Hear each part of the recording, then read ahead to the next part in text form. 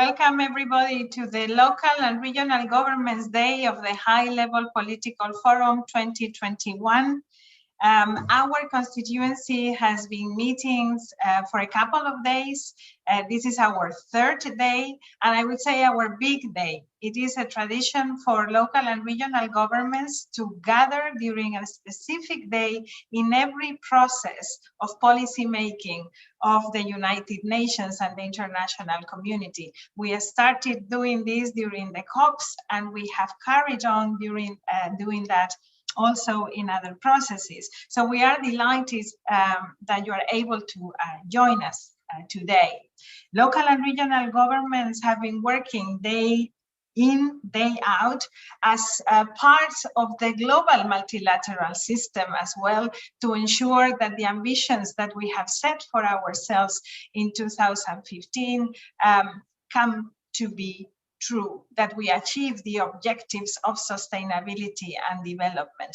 And today we are going to be discussing our inputs to the high-level political forum, the contents of our statements, our priorities, but also the findings of our annual report on localization. As you know, our self-organized constituency under the Global Task Force puts together a report that follows up the progress around localization, the voluntary local reviews, the voluntary subnational reviews. But before kicking off and going to the president of the United Nations Advisory Committee on Local Authorities, UNACLA, Mayor of Kazan, and also president of our Euro-Asian section, I would like to start with a rather very sad message for our municipal global movement. We have heard this morning that the mayor of Johannesburg has passed away from COVID. Many local governments around the world are suffering from this. Many mayors and councillors are passing away together with many inhabitants of our planet.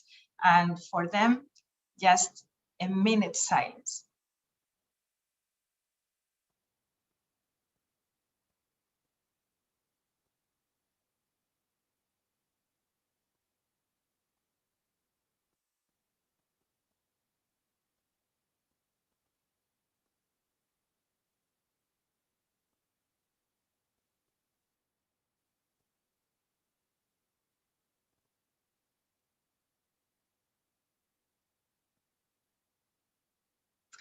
Thank you, colleagues. Mayor Makubo was a very active member of United Cities and Local Governments. He led our work around financing and has always been a strong participant of our global movement. We couldn't start this meeting without a reference to him, to his daughter, his mother, his wife, the whole of the family of Johannesburg. So thank you for that. Since we know that failure is not an option and we need to continue fighting, we are going to make the best out of this Local and Regional Governments Day, full of hope, but full of resolve as well to make the transformation that we need. And now, without further ado, I would like to give the floor to Mayor Ilsur Metzing, Mayor of Kazan and President of UNACLA. Mayor, the floor is yours. Благодарю, Эмилия. Добрый день, уважаемые представители Организации Объединенных Наций, уважаемые коллеги, мэры, губернаторы, уважаемые партнеры из глобальной целевой группы местных и региональных властей, уважаемые коллеги и партнеры. Эмилия, вместе с вами примите соболезнования от жителей Казани, жителями Йоханнесбурга. Мы действительно, к сожалению, за это время потеряли нескольких наших коллег, и это еще раз говорит о том, насколько важно нам вместе бороться и на уровне местных и региональных властей с пандемией и использовать наши лучшие практики. От имени представителей местных и региональных органов власти в рамках Дня местных и региональных властей, Дня откровенного обмена мнениями между нашими представителями и всеми партнерами в целях ускорения локализации универсальной повестки дня в области устойчивого развития. Для нас это также возможность объединить усилия, чтобы вместе обсудить и сформировать представление о том, как вовлечь всех в реализацию нашей общей повестки дня. В течение недели более 70 местных политических представителей и 200 практиков будут делиться своим опытом. День местных и региональных властей инициирован в 2019 году глобальной целевой группой местных и региональных властей для того, чтобы наш голос был услышан при принятии важнейших решений в рамках международных процессов. Мы также рассчитываем на ваше активное участие в форуме и местных и региональных властей 2021 года, который пройдет на следующей неделе, 12 и 13 июля. 6 лет назад международное сообщество утвердило цели устойчивого развития. 5 лет тому назад появилась новая городская повестка дня. Итоговая декларация конференции по жилью и устойчивому городскому развитию в Кито подчеркивает роль новой городской повестки дня для важнейшего катализатора достижения цели устойчивого развития, как предпосылки для преобразования. Его потенциал в качестве ускорителя достижения ЦУР нельзя недооценивать, и это напоминание о том, что только путем локализации действий мы сможем достичь всех глобальных целей. Того, что мы делали до сих пор, к сожалению, недостаточно. Пандемия COVID-19 усугубила неравенство и оказала драматическое воздействие на все аспекты жизни. На этом фоне именно местные и региональные власти доказали свою приверженность обеспечению предоставления услуг и решения повседневных проблем, вызванных пандемией.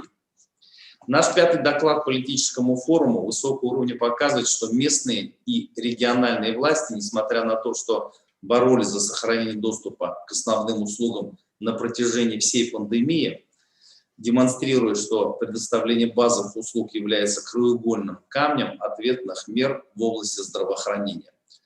Здравоохранение и основные услуги идут рука об руку и должны быть в центре нашего внимания на пути восстановления после пандемии. Если мы смогли сделать заботу о гражданах приоритетом во время наихудшего периода пандемии, мы можем и должны делать это по мере восстановления. В докладе также освещаются проблемы, с которыми сталкиваются местные и региональные власти при участии в процессах мониторинга и отчетности.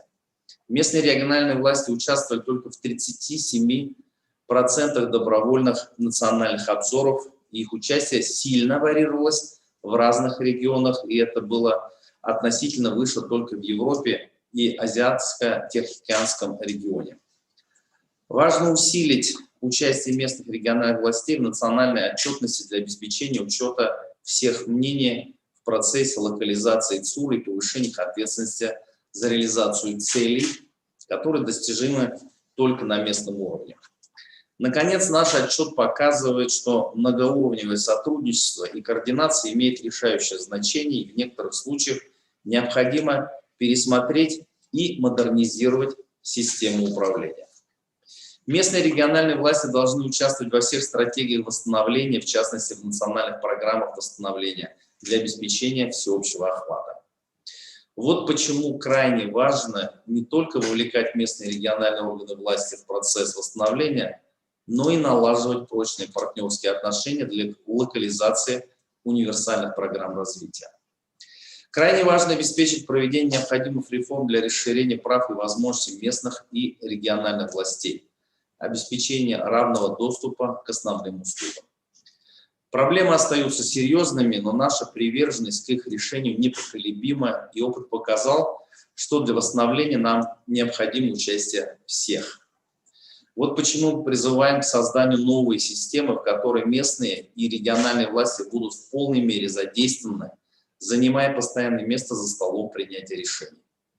Для формирования сильного международного сообщества, отвечающего потребностям и вызовам сегодняшнего дня, обновленная система ООН должна включать местные и региональные власти на всех этапах и во всех процессах принятия решения. Наши представители по-прежнему готовы наводить мосты с международным сообществом и системой ООН. ЮНАКЛА может сыграть важную роль в обеспечении этого и стать инструментом для обеспечения признания местных и региональных властей в обзоре и последующей деятельности в связи с реализацией новой городской повестки дня. Я с большим интересом жду всех сегодняшних ваших выступлений, уважаемые коллеги. Желаю всем участникам плодотворного обмена мнениями, эффективного взаимодействия. Благодарю вас за внимание.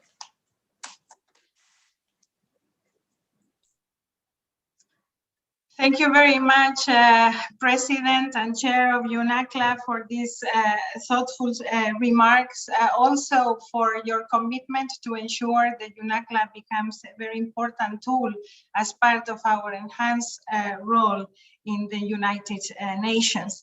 I am very pleased now to give the floor to Mami Mitsutori, a special representative of the UN Secretary General for Disaster Risk Reduction and head of UNDRR.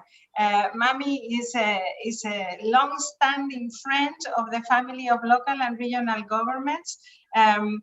We have put resilience, dear special representative, at the heart of the actions of many local and regional governments of the world, but we need to do more, and we are delighted to start this Local and Regional Governments Day with you, with us. The floor is yours, Mami.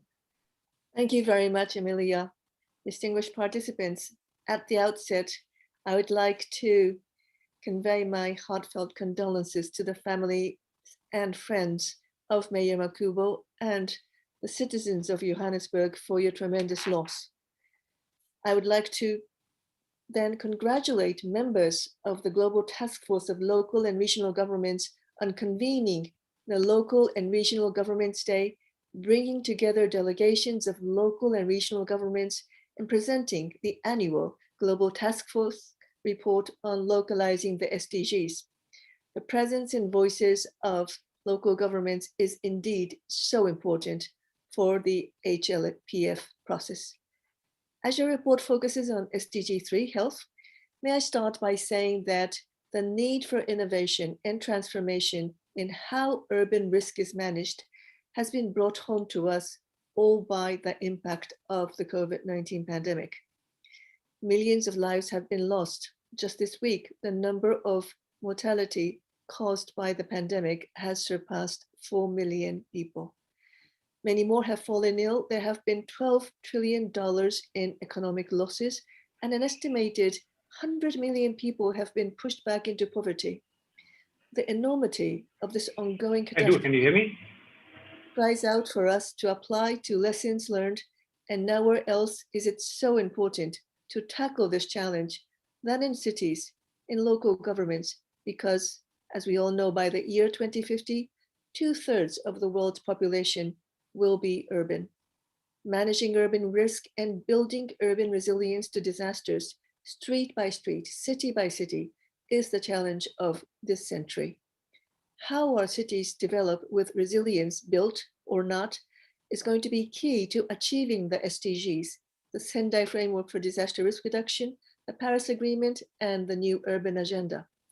Over the past decade, through the Making Cities Resilient campaign, more than 4,300 cities and local governments raised their awareness on the need for prevention and resilience. But now we have to scale up this initiative while moving from advocacy to an action-oriented agenda.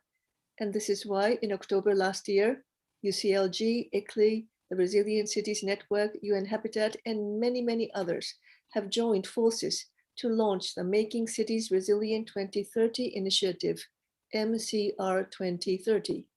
Cities that signed up to MCR 2030 will have access to tools and services provided by a wide range of partners throughout their journey towards resilience. The online MCR 2030 dashboard provides the space for interaction between partners and cities. Since MCR 2030 became operational in February this year, 168 cities have joined, representing over 81 million people. We are encouraged by the strong interest of cities and local governments, but we need to pick up the pace during this important time when we need to work together to get out from the pandemic and recover. So let me conclude by asking you to consider joining up to MCR 2030 If you have not yet done so, in order to build your own resilience and to also help other cities to build their resilience through city-to-city exchanges, sharing your experiences in learning, do please become a member of MCR 2030. As the pandemic is showing us, we are all in this together, and we can only get out of the crisis together. This is also true in the case of climate emergency, and this is what we will be discussing at today's event, that the achievement of any and all of the global goals requires strong partnership at all levels. I look forward to your discussions. Thank you very much. Thank you very much, Special Representative. We certainly hope that many will follow your invitation. We are going to be sharing the information on the initiative on the chat. We have a long road ahead, but you are absolutely right that we need to put resilience at the heart of what we do. If we want to get out of this crisis and be ready for many crises to come that we don't exactly know how they will look like, but there will be next challenges. Thank you again for your presence here, but above all for all the support that you are providing to thousands and thousands of local and regional governments around the world. So let's go now to the next segment of this day. I am very pleased to have two female colleagues presenting the outcomes of our report. We just come out of the Generation Equality Forum in Paris, and United Cities and Local Governments, my organization, but the Global Task Force as a whole is very committed to promoting a feminist municipal movement, more women in public life and leadership.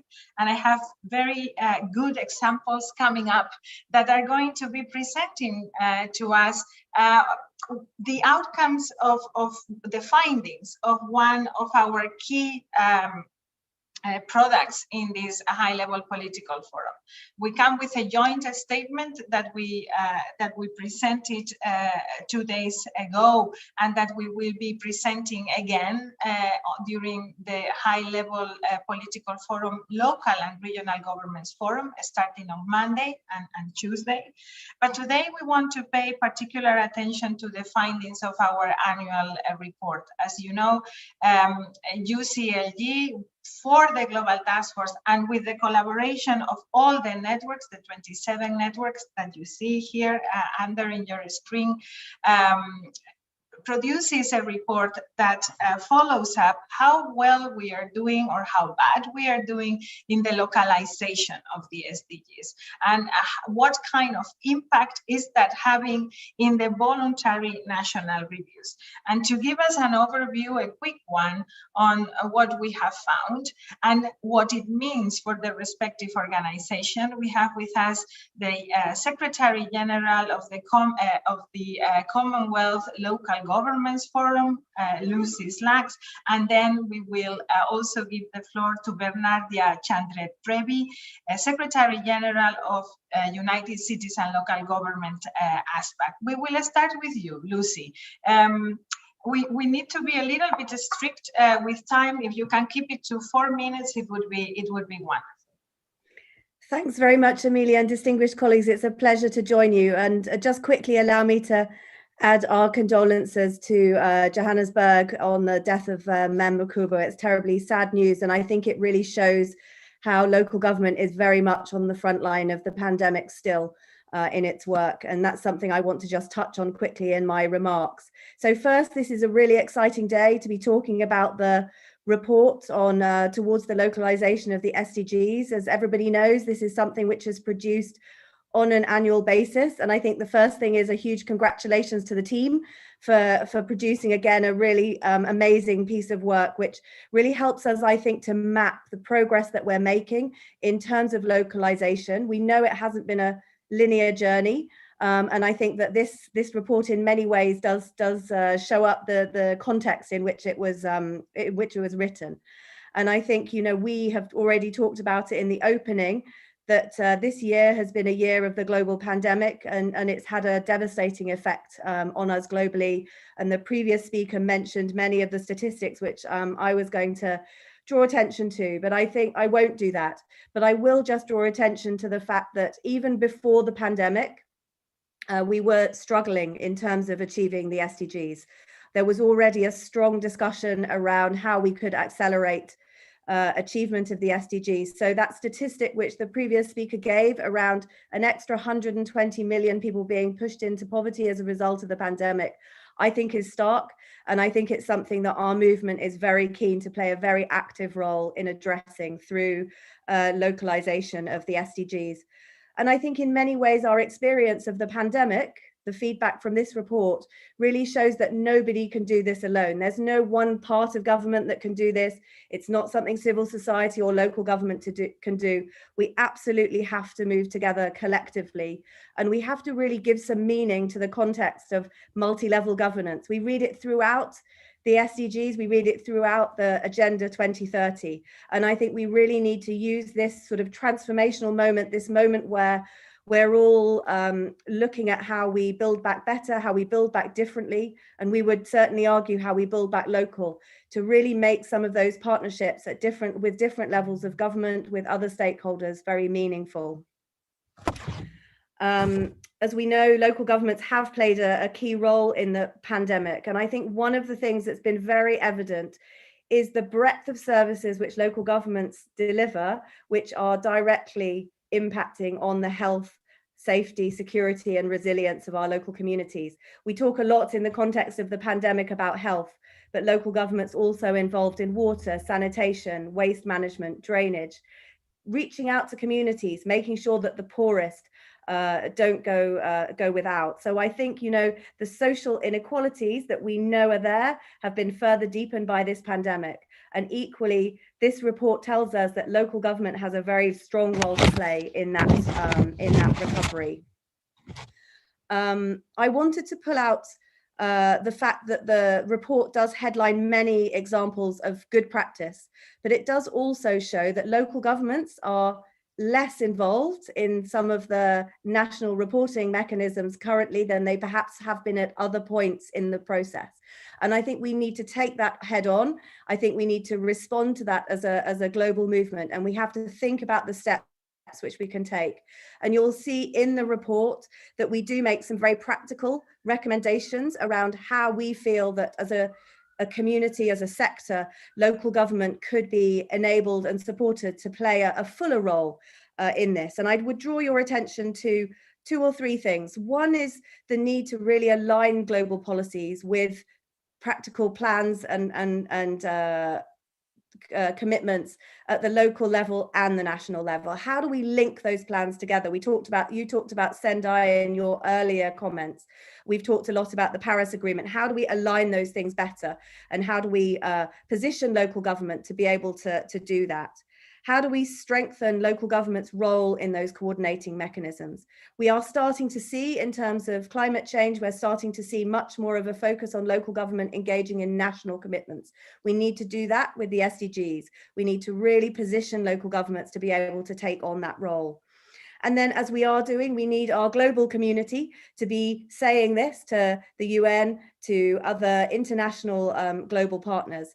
And I think importantly, as a sector, we need to also build our relationships with other levels of government. And we need to ensure that we take this transformational moment to kind of really deepen the relationships with other levels of government. And I think also we need national governments to focus on the contribution that local government has made and think about all of those things that need to happen for us to be able to walk together and work together and join together towards our shared objective, I think, of leaving no one behind, whether that's financing, whether that's empowerment, whether that's what I've just talked about in terms of those recommendations. I think it's really important that we also, as local and regional governments, as international organizations, absolutely take that on board.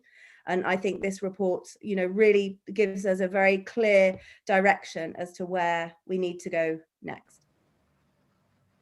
Thank you very much, Lucy. I would now go to my colleague, the Secretary General of UCLG, ASPAC, Every year there is a set of goals that is being reviewed. Not all of them are under revision, and in particular this year the goal on health is very important, and it takes also a very important role in the report. Bernardia, the floor is yours for the next 4 to 5 minutes. Thank you very much, Emilia. Distinguished mayors, speakers, participants, UCLG families and partners, good afternoon, good morning, good evening.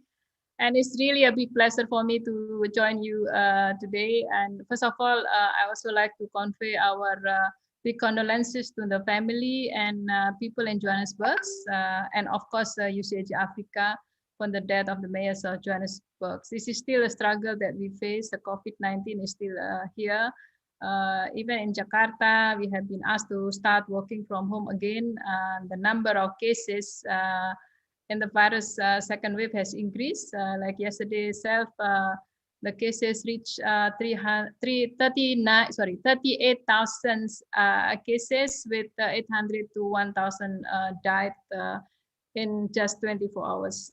So this is the reality what we are facing now. But let's be optimistic that we can all overcome these most challenging times that we have been facing in our history. But please allow me to offer my congratulations to UCLG team, Emilia, Egado, and the team, and all the global task force partners of having completed this GTF annual report on the towards the localization of the SDGs. Localization of the SDGs is a critical priority to guide our actions in not only fighting for the pandemic, but in working towards a sustainable future. This is the moment. So with let me just share also with you some of the experiences here in Asia Pacific. With support from the EU, UCLG ASPAC, and our partners have recently implemented 2 programs on the localization of SDGs in Indonesia and Pakistan. We also contributed on the report carrying out the survey in Asia Pacific regions and in several countries in Asia Pacific regions. A number of findings have emerged from these programs. The COVID crisis has had adverse socio-economic effects on subnational governments, local and regional, and the progress in the localizing of SDGs. However, the impacts of the crisis experience have been varied in terms of governance, in terms of finance and actions towards attaining the SDGs. So localization of SDGs will succeed. Localization of SDGs will succeed if we have conducive environment in the country particularly. These include regulatory frameworks, institutional capacity, as well as the financial options. And all those dimensions are already analyzed in the reports. So contributions of local and regional governments towards the SDGs 3 are well recorded in the report that we also released, such as the first, together with UCLG, the first Indonesian VSR from the subnational review, and the first PLR in the country, which is a PLR Surabaya that is partnered with UN ISCAP. This has been included, both of them have been included in the Indonesian VNR that was also reported on the United Nations as HLPF. So further, we found important policy recommendations proposed to national and local policymakers and stakeholders that we also push for them in Indonesia. These include, I think Lucy already mentioned, strengthen multi-level and cross-sectoral governance and coordinations to manage the pandemic and post-pandemic impact, while also accelerating the SDGs implementation. So in the second policy recommendation, this explore and introduce financial management measures and fiscal tools to reduce subnational financial imbalance and restore fiscal stability.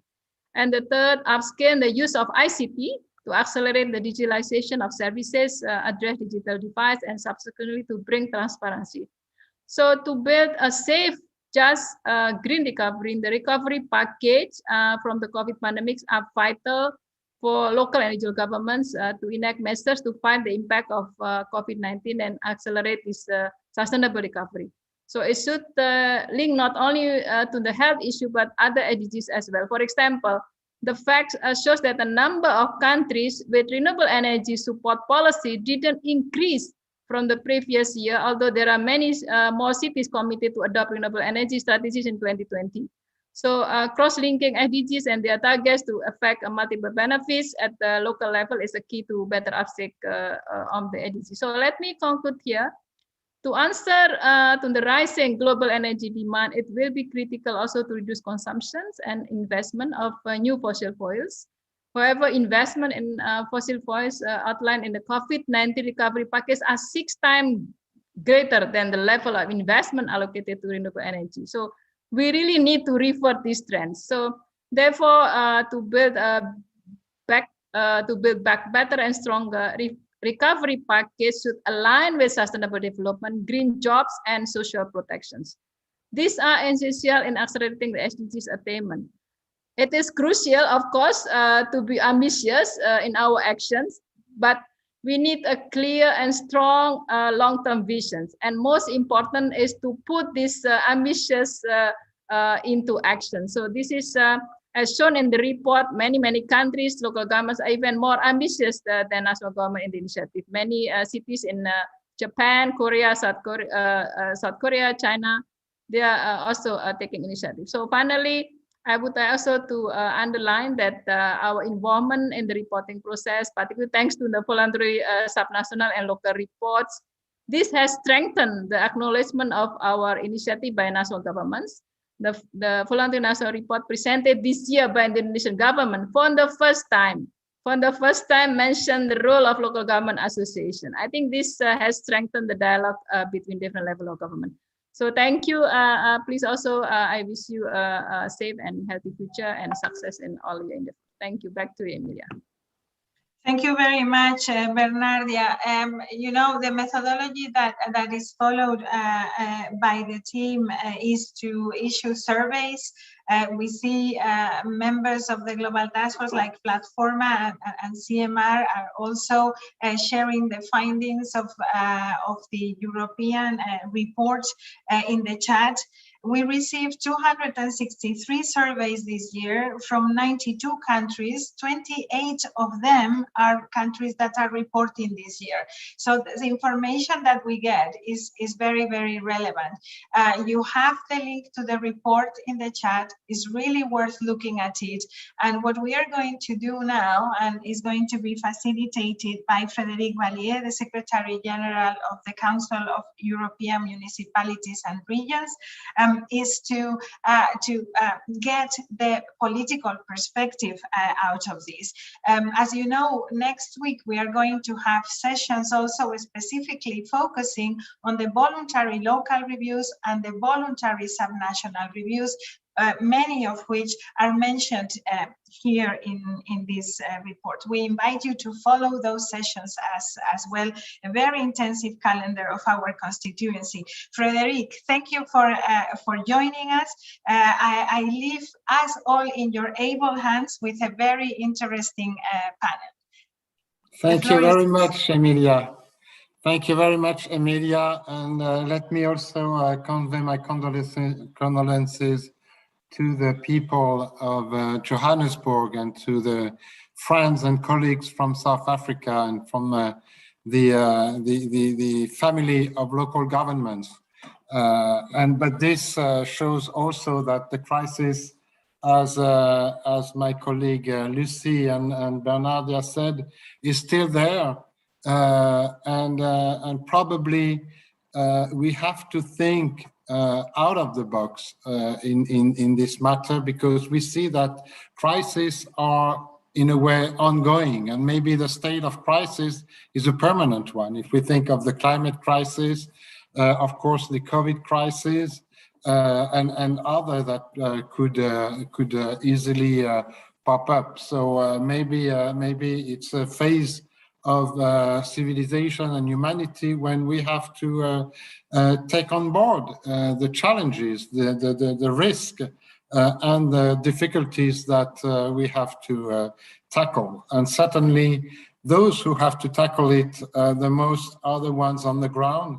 And I'm happy to have with us today in this panel discussion people who are acting on the ground in delivering public policies in their constituencies or in their organizations. So we have with us today, I believe, Almudena Mello, who is the Secretary General of UCI. UCI is the Union of Capital City, Iberian Capital City. Jean-Marc Yasset, qui est le maire de Cocody. Je ne le vois pas, mais je pense qu'il est là. Pablo Jurado, president of Congope. And we have Gunn-Marit Helgesen. Gunn-Marit, hello, who is the first vice president of the Norwegian Association of Municipalities and Regions and co-president of the Council of European Municipalities and Regions, but also, I should say, very involved in the Congress of Local and Regional Governments in the Council of Europe. And finally, we have also Valérie Dumontet. Bonjour, Madame la Vice-Présidente. Valérie est vice-présidente du département de l'Aude en France. I'm sorry, I have to cut my interpretation. Sorry for that. Donc Valérie est vice-présidente d'un département. Les départements en France sont les pouvoirs intermédiaires et elle est également très investie dans nos réseaux, mais aussi dans la vie locale, puisqu'elle est aussi élue locale en plus de son mandat de vice-présidente du département. Donc, I will maybe start by my colleague from UCI. Oops, why did I close my camera now? Sorry.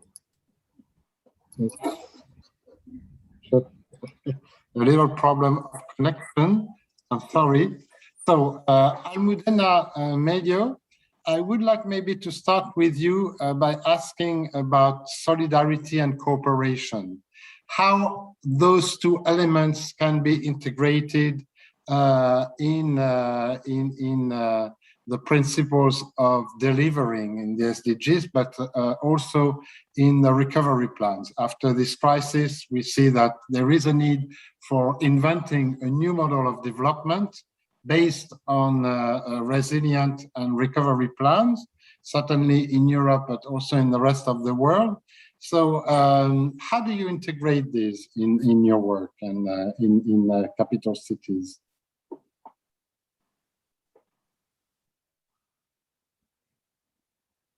We don't hear you. I think there is a problem of... ¿Ahora? Oh, yes, sí. Okay. Gracias, Frederic. Bueno, lo primero, unirme a las condolencias por el fallecimiento del alcalde de Johannesburgo y también todo mi ánimo a la familia y a los compatriotas del alcalde. Buenos días y buenas tardes a todos. Soy Aillo, como decía Frederic, y es un gusto estar hoy aquí con todos en la apertura del Día de los Gobiernos y regionales en el marco de este Foro Político de Alto Nivel 2021, participando como secretaria general de la Unión de Ciudades Capitales Iberoamericanas, dando voz a lo que son las 29 ciudades que forman parte de la Organización Mundial de la Organización de la UCI, desde hace 40 años que existimos, representando y siendo la voz de todos ellos en el mundo. Es por ello que, como decía Frederic, la importancia que tienen ahora las alianzas estratégicas, nosotros lo llevamos desarrollando ya desde hace 40 años, ¿no? Tan importantes son esas alianzas de las ciudades que formamos Iberoamérica, pero también la importancia que tiene que estas alianzas vayan más allá con organismos como el que soy yo ahora mismo aquí, con el sector privado, con el sector público, que es el lugar central que ha ocupado siempre a la UCI, la labor de la UCI. Por tanto, quisiera resaltar que tiene para nosotros una especial importancia este foro como organización miembro del Global Task Force de CGLU, para nuestro compromiso sólido y este rol activo que queremos desarrollar, este trabajo coordinado en red. Desde la UCI, nuestro trabajo siempre ha ido muy alineado en cumplir esos objetivos de la Agenda 2030.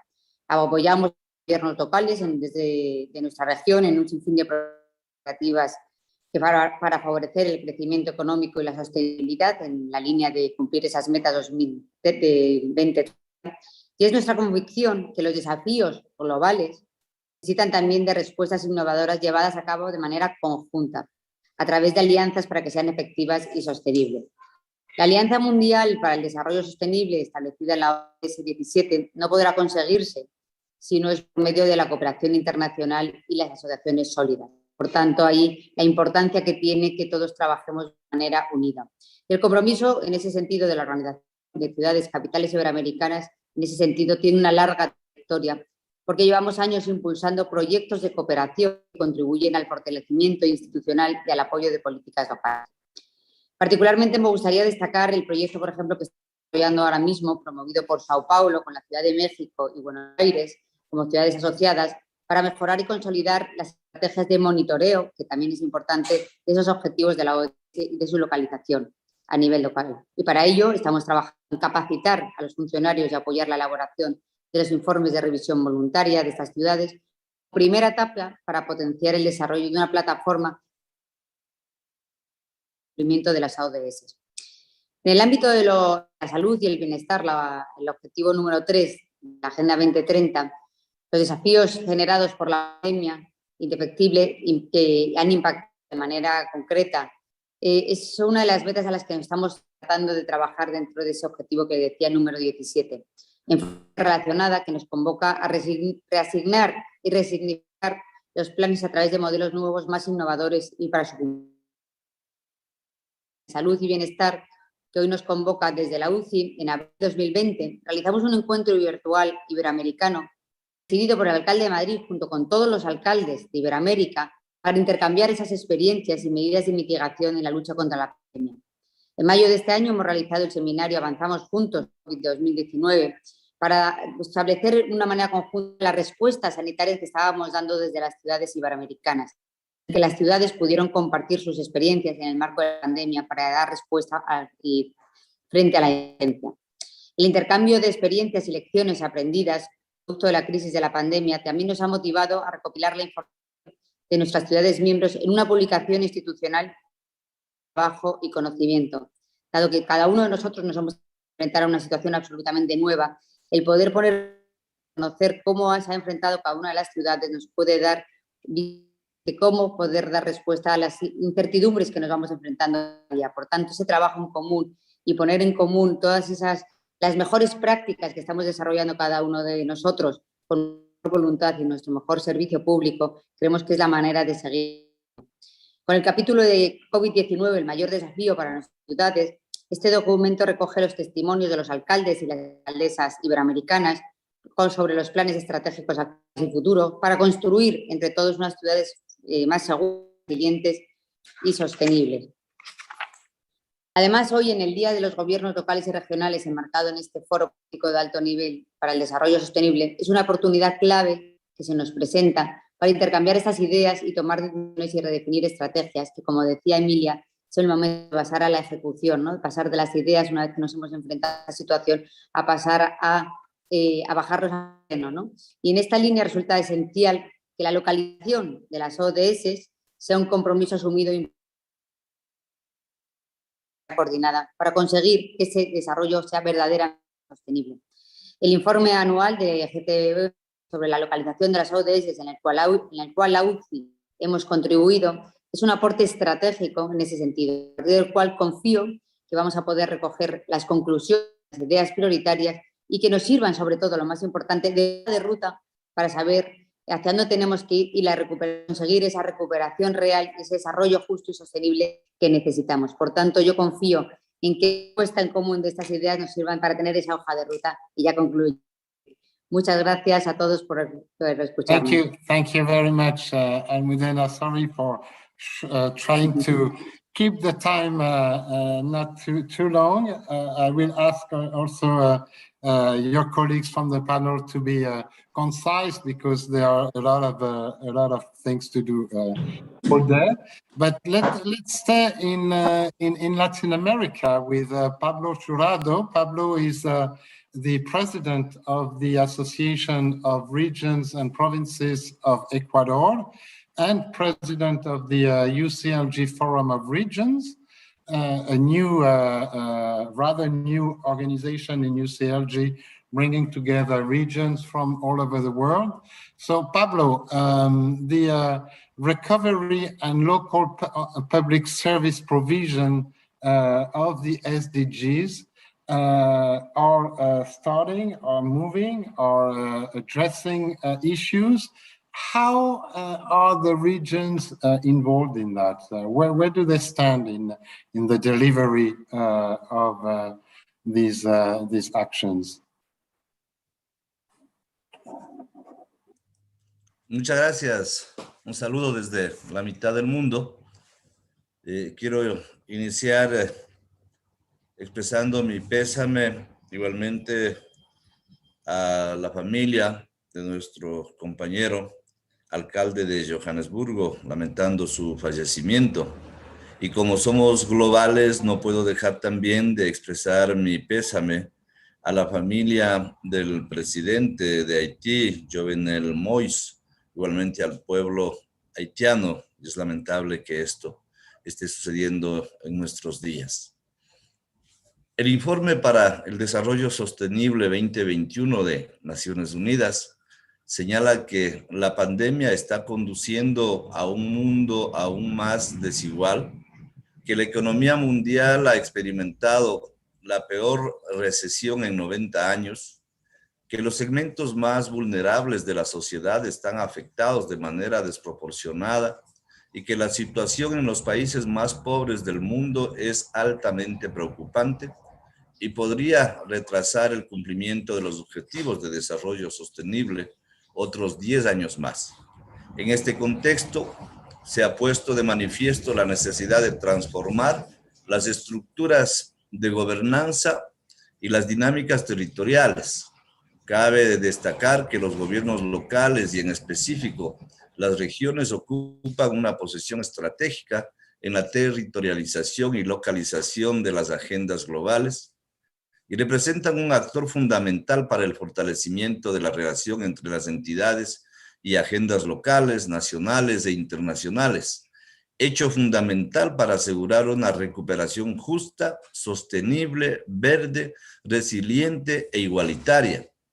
Por tal razón, y con la finalidad de visibilizar los avances y desafíos de los gobiernos provinciales del Ecuador en la adopción de la Agenda 2030 para el Desarrollo Sostenible, el Consorcio de Gobiernos Provinciales del Ecuador, CONGOPE, en mi calidad de presidente, al igual que del Foro Mundial de Regiones y en mi calidad de vicepresidente mundial de CGLU, realizamos un levantamiento de un examen voluntario de la implementación de la Agenda 2030. Como antecedente, los 23 gobiernos provinciales en Ecuador impulsamos políticas de desarrollo territorial integral con la misión ulterior de reducir las brechas estructurales y aprovechar las potencialidades. Por tanto, actuaciones que se desprenden de esta visión de desarrollo compaginan directamente con los postulados de la Agenda 2030. Sin embargo, durante los últimos años y especialmente tras la crisis ocasionada por la pandemia 2020, en el 2020, se pone en evidencia la acentuación de los desequilibrios en las provincias y la población, lo cual advierte un escenario no muy prometedor para garantizar el cumplimiento de una visión territorial nacional y global. Entre las principales iniciativas desarrolladas por las provincias en la pandemia fueron la provisión de insumos a la población, pruebas rápidas y PCR, kits de desinfección, mascarillas, entrega de kit de alimentos para la población más vulnerable, implementación de arcos de desinfección en la red de abastecimiento de la producción local, procesos de apoyo a la producción local y campañas de consumo local, fortalecer corredores logísticos para el abastecimiento, proponer al Ejecutivo mecanismos de canje de deuda para comprar vacunas, es decir, nosotros dejábamos de recibir recursos para infraestructura y le propusimos al gobierno nacional que se tome recursos de lo que nos deben para poder comprar vacunas. Esa fue iniciativa del Consorcio de Gobiernos Provinciales del Ecuador. Poner a disposición del Ejecutivo la capacidad operativa de las provincias para la coordinación de las siguientes fases de vacunación. En este momento, varios gobiernos provinciales están ya interviniendo en coordinación con el Ministerio de Salud en el programa de vacunación que en las próximas horas ya se volverá un plan masivo. Ecuador viene sufriendo una crisis en la institucionalidad del Estado, ocasionando repercusiones complejas en el proceso de descentralización, lo cual se refleja en un deterioro de las capacidades de gestión del desarrollo. Los gobiernos provinciales que padecen dependencia y crisis fiscal, duplicación de intervenciones en competencias por parte de entes rectores y una visión centralista del desarrollo. Esto ha repercutido considerablemente al desgaste de los procesos de planificación en el país, tanto en el nivel central como en el territorial y local. Si bien es cierto, la pandemia supone para el mundo y el Ecuador una desviación en el cumplimiento de las metas pactadas al 2030 y de todos los procesos de planificación de largo plazo, tanto en el nivel central como en el nivel territorial y local, con una repercusión directa en la acentuación de brechas en poblaciones con mayores condiciones de vulnerabilidad. Por tanto, es necesario solicitar al sistema de Naciones Unidas una estrategia complementaria que motive a los actores y redimensionar prioridades y canalizar recursos. Esta es la acción y la participación de los gobiernos autónomos descentralizados del Ecuador reunidos en el CONGOPE para dar respuesta a las inquietudes que globalmente están exigiendo cada vez más de las regiones y los gobiernos locales una participación activa. Un abrazo nuevamente, saludos igualmente para Emilia Sánchez y todos quienes están participando en este foro. Thank you very much. Thank you, Pablo Gerardo. Maintenant, on va traverser le sud de l'Atlantique pour aller en Afrique, en Côte d'Ivoire, avec Jean-Marc Yassé, qui est maire de Cocody. Bienvenue, monsieur le maire. Ravi de vous accueillir. Et, monsieur le maire, j'aimerais vous demander quelles initiatives peuvent être mises en place localement pour mobiliser la population autour des objectifs du développement durable et pour faire en sorte que les gens, que la population, que les citoyens prennent en compte ces objectifs du développement durable et les intègrent dans leurs propres activités. Nous vous écoutons pour 5 minutes maximum. Je crois que votre micro n'est pas branché. On ne vous entend pas. Vous m'entendez maintenant? Voilà, ça y est, je vous entends. Très bien, parfait. Bonjour à tous et excusez-moi pour le retard. On m'avait dit 13h, donc je vous ai pris en cours. J'étais allé pour des inaugurations. Ça va. Mais écoutez, nous sommes en train de sensibiliser un peu nos populations ici par rapport d'abord à la pandémie qui nous a tous vraiment touchés, je voudrais dire même déboussolés dans tout ce que nous avons comme organisation mise en place et qui nous a obligés à réadapter et à réactualiser un peu notre mode de fonctionnement. Et surtout, ce que je dis à tout le monde, c'est comment allons-nous préparer l'après-Covid aujourd'hui. Bon, au niveau de notre environnement qui a été quand même assez touché, nous sommes en train de voir comment sensibiliser encore les populations, d'abord, pour les mesures de prévention, pour les déplacements, pour les conditions de restructuration des uns et des autres sur notre mode de fonctionnement, notre façon de travailler et notre façon de pouvoir côtoyer les uns et les autres. Donc, je ne vous cache pas que j'ai pris en cours et je n'ai pas eu le dossier. Je n'ai eu le dossier qu'aujourd'hui parce que j'étais en déplacement. Donc, si vous permettez que je puisse vous envoyer un dossier tranquillement après, lorsque j'aurai bien pris connaissance du dossier, parce que là, je tombe dans la conférence aujourd'hui, ça me ferait plaisir de vous donner les sentiments que j'ai plutôt au niveau de mon conseil et de moi-même. vis-à-vis de notre population. Bien sûr, pas de souci, monsieur le maire. Donc, voilà. Donc là, nous étions sur l'organisation, puisque nous n'avons pas pu faire la conférence l'année passée au niveau de la Côte d'Ivoire sur Cocody et Abidjan. Donc, nous avons discuté avec les uns et les autres, l'OIDP et la CGLU, pour voir comment nous pouvions réorganiser cette conférence au niveau de l'Afrique, la deuxième conférence au niveau de l'Afrique, mais surtout au niveau de la Côte d'Ivoire. Nous avons tenu au courant nos autorités. Donc, on était en train de voir si vraiment, comment nous allons recevoir les uns et les autres et les différents sujets qui touchent, un, la pandémie, deux, les femmes, trois, notre environnement. Et c'est pourquoi je vous demande, Clémence, pour me permettre de vous envoyer, si j'ai un mail, dans les 24 à 48 heures maximum. Voilà. Mon point de vue mais plus ou moins les solutions que nous proposons au niveau de la Côte d'Ivoire. Très bien, merci. Voilà, parce que voilà, j'étais en train de... Mais peut-être, monsieur le maire, vous pouvez nous dire, vous avez commencé à nous dire comment vous alliez prendre en compte la crise, essayer d'y répondre, la crise du Covid. Et je sais combien l'Afrique est aussi touchée par, et on l'a vu encore avec le décès du maire de Johannesburg.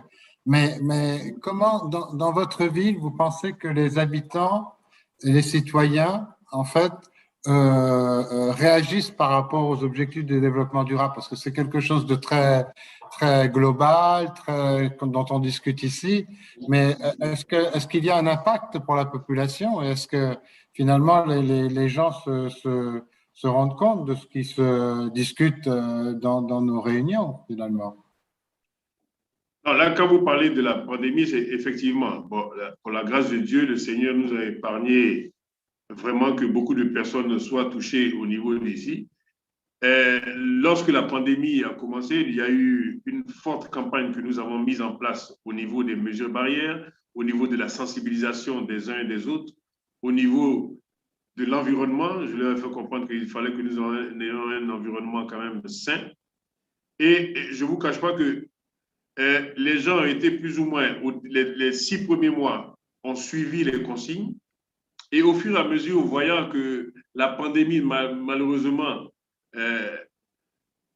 ou heureusement, ne nous a pas trop attaqué ici, il y avait, avec le problème des réseaux sociaux, le fait que les gens se disaient, oui, non, ce n'est pas chez nous, ça n'existe pas. Donc, il fallait sensibiliser encore les populations pour leur faire comprendre que c'était réel. Avec l'histoire des vaccins, où certains disaient, oui, non, on vaccine au niveau de l'Europe, ce n'est pas les mêmes vaccins qui arrivent au niveau de l'Afrique.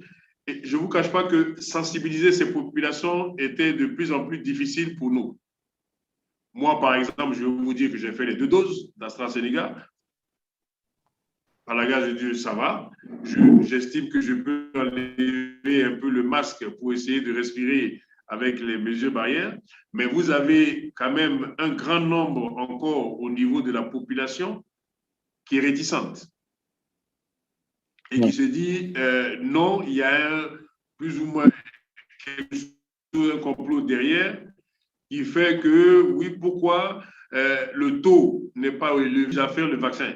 Je leur fais comprendre que le vaccin, quand même, c'est à titre préventif et ce qui nous permettra de ne pas faire la cause, du moins le cas grave de Covid. Donc, même à 100%, ça nous évite quand même les cas graves. Donc, il y a toujours les campagnes de sensibilisation. Parfait. Merci beaucoup, monsieur le maire. Je vais maintenant me tourner vers Gunn-Marit Helgesen. Dear Gunn-Marit, we see that there are many activities that are done, but it's also a question of reporting. How do we report on these actions? And we see that more and more local governments are doing voluntary local reviews, and also some national associations are conducting voluntary subnational reviews to explain how the SDGs are implemented at the local and at the subnational level. How can we increase their impact, do you think, in a deeper transformation of our societies? Thank you so much, Frederic. Dear friends, dear colleagues, I also want to convey my heartfelt condolences to family and friends and to our colleagues, Mayor of Johannesburg. But again, I would like to thank you so much for this opportunity to share with you some reflections and experiences. Let me also congratulate the Global Task Force and UCLG and the teams behind with this impressive report. This report really shows that local and regional authorities all over the world upheld the SDGs also in the constraints of the COVID-19 pandemic. In my mind, the lesson learned the last year, the value of effective multi-level governance has become even more important during this crisis. Municipalities and regions are key partners of national governments for the restoration of the economy, social life, and normal democratic functions at the local and regional level after the pandemic. The new Gold report clearly illustrates that the local and regional governments and their associations have made great efforts to expand SDG localization through voluntary local and subnational reviews, with more than 100 local and 15 subnational reviews during the past 2 years. In Norway, we have taken in 2021 undertaken voluntary reviews of how we are working towards a sustainable future at the national, subnational, and local level. And this has provided a unique opportunity to demonstrate how the Norwegian multi-level governance model delivers on Agenda 2030. The subnational report addresses how Norwegian municipalities and regional authorities work towards the goals and how the sector contributes to achieving them. It provides many good examples from all over the country.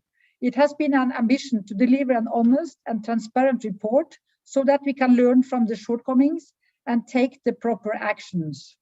The local reports are excellent case studies on the work in individual municipalities. It provides the municipality a wealth of knowledge on how they are doing, how to succeed, and what it takes to move ahead. Subnational reports aggregate achievements by local and regional authorities. They also reveal inconsistency in policy, the strategic gaps, lack of tools, or incomplete sets of data across tiers of government. Together, they make a powerful instrument for transformation. National reports tend to fall short in understanding and expressing local and regional progress towards the SDGs.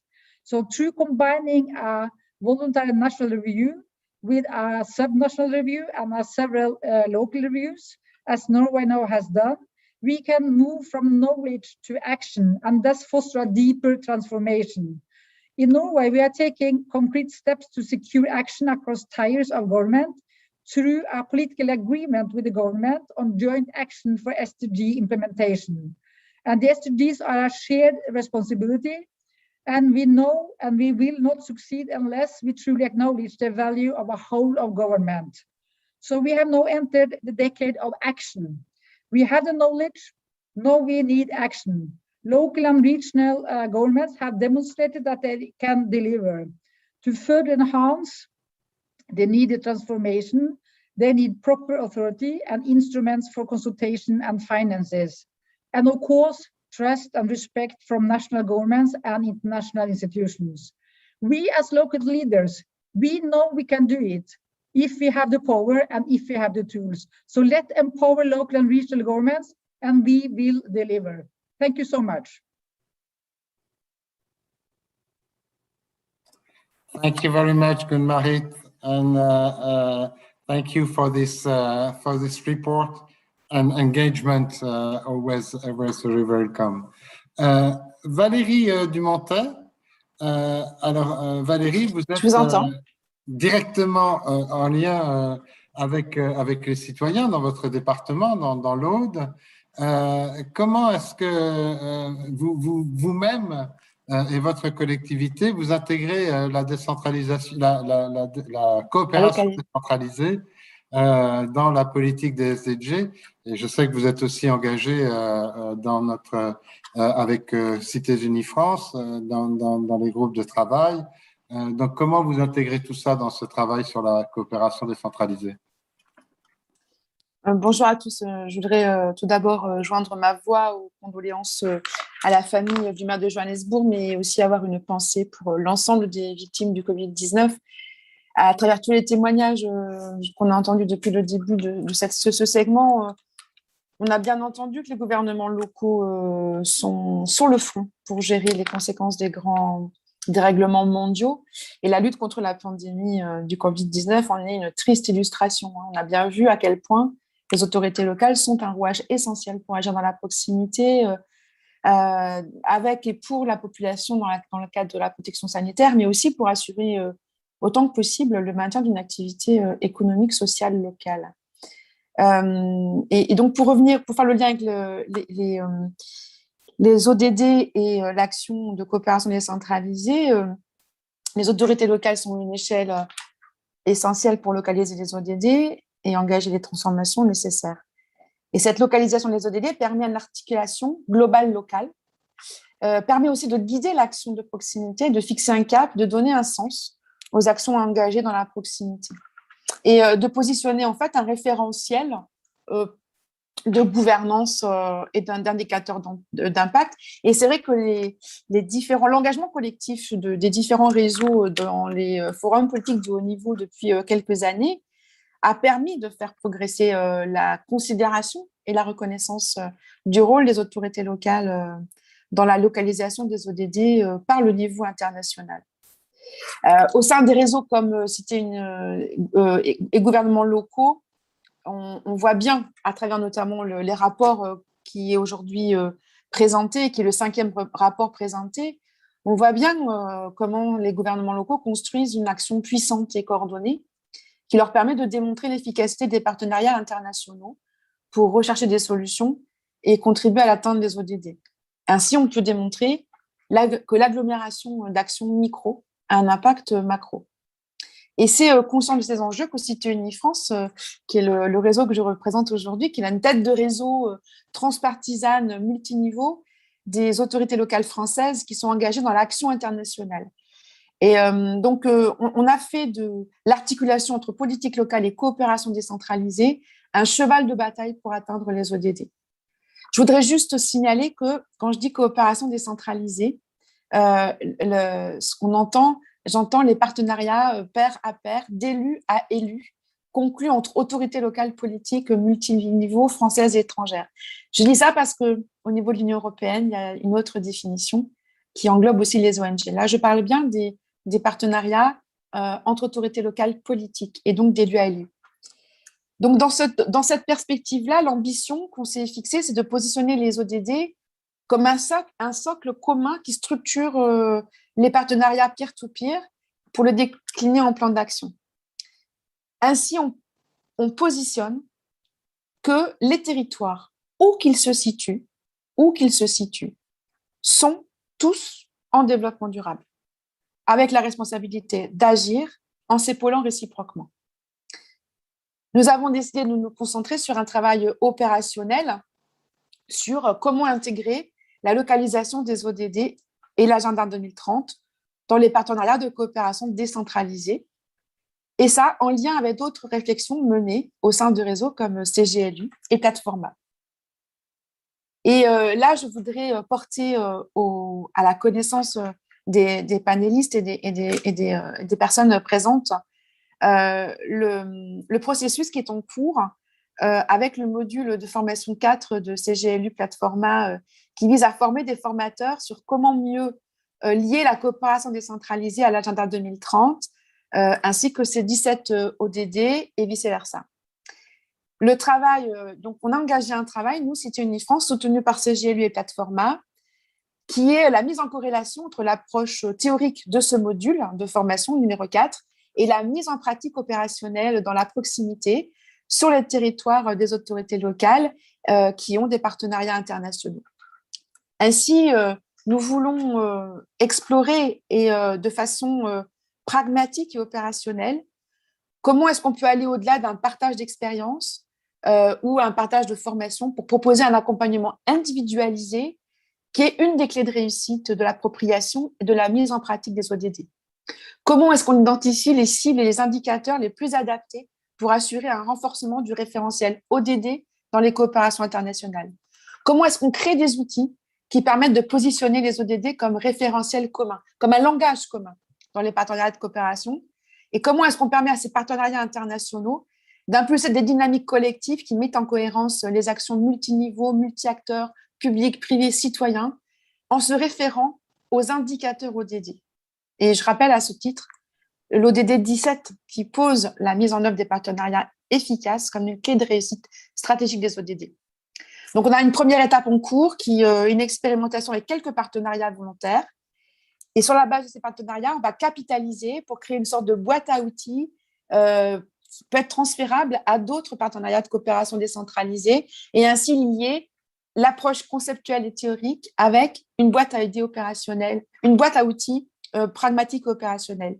Et on va formaliser ce retour d'expérience pour alimenter le rapport annuel de la Global Task Force et donc faire en sorte d'alimenter ces rapports annuels de façon opérationnelle. Merci, merci Valérie. Merci et merci aussi de montrer qu'il y a aussi un accompagnement et que notre rôle en tant que réseau, c'est d'offrir des outils et des instruments pour les collectivités territoriales, pour les associations nationales, pour s'engager dans cette démarche. Donc, il y a effectivement le module de formation qui a été créé, inventé, mis en place par CGLU et Plateforma et qui est tout à fait pertinent avec le soutien de Cités Unies France. Il y a aussi effectivement les voluntary reports que Gunmarit a présentés et qui sont des éléments qui accompagnent aussi les collectivités dans ces démarches. C'est très important. Il y en a d'autres. Je pourrais parler du cadre référentiel de la ville durable, RFSC, qui est un outil aussi d'échange et d'accompagnement de mise en place de plans d'action. Et puis, il y a plein d'autres portails. Il y a, je pense, le portail que nos amis allemands ont mis en place, les Italiens également. Donc, beaucoup de choses qui existent. Peut-être qu'il faudrait pouvoir en faire la liste exhaustive. Peut-être, je dis ça à Emilia, pour le partager. Je crois que ça existe, mais que peut-être il faudrait qu'on en fasse un document pour donner à tous les collègues et toutes les villes ces possibilités. So I'm at the end of my monitoring, I think. Emilia, I don't know, I think we have a couple of minutes if there are any questions from the audience. What do you think? Yes, you say yes. So if anyone has a question or wants to comment, you are welcome to do so. I'm trying to see if I see anyone reacting. I don't see anyone, so maybe, Emilia, the best thing to do is to give you back the floor. How is that? Well, thank you very much, Frederic. Then if there are no comments, I don't know whether Lucy or other colleagues, representatives of the Global Task Force would like to make comments at this point. If not, what I propose to do is to go to the next segment where we are going to be discussing with partners, because of course the Local and Regional Governments Day is not only about the perception and the vision of the local government leadership, but it's also very much about the territories, the inhabitants, the citizens, and we cannot do things alone. So we have a very interesting set of partners here that have been working with us towards the development of the Sustainable Development Goals, providing inputs as well, that have been with us also in the development of the new urban agenda. So I propose to get started with that. And I would like to thank you, Frederic and Plateforma, for both for the moderation, but also for the inputs that you provide every year to our reporting. I would also like to thank Valérie de Montet, because she was yesterday representing the national government of France. And it's a great pride for us to acknowledge a local elected official that part of the official delegation and spoke on our behalf and on behalf of the government of France yesterday in the official session of the high-level political forum going local. I wanted to acknowledge, Valérie, this achievement, and I hope that many governments will follow the lead. We also had our co-president and mayor of The Hague, Jan van Zanen, last year in a similar role.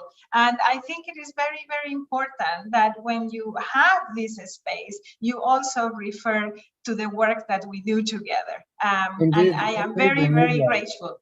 Let me say on this, Emilia, that this is something that we have been asking for years in Europe, that European governments give a seat to local governments representative in national delegations. It has been the case in some countries like the Netherlands, the Scandinavian countries, mostly. So I'm very happy and proud that France, which is a very centralistic country, as you know, opens up its mind to this. And congratulations to Valérie.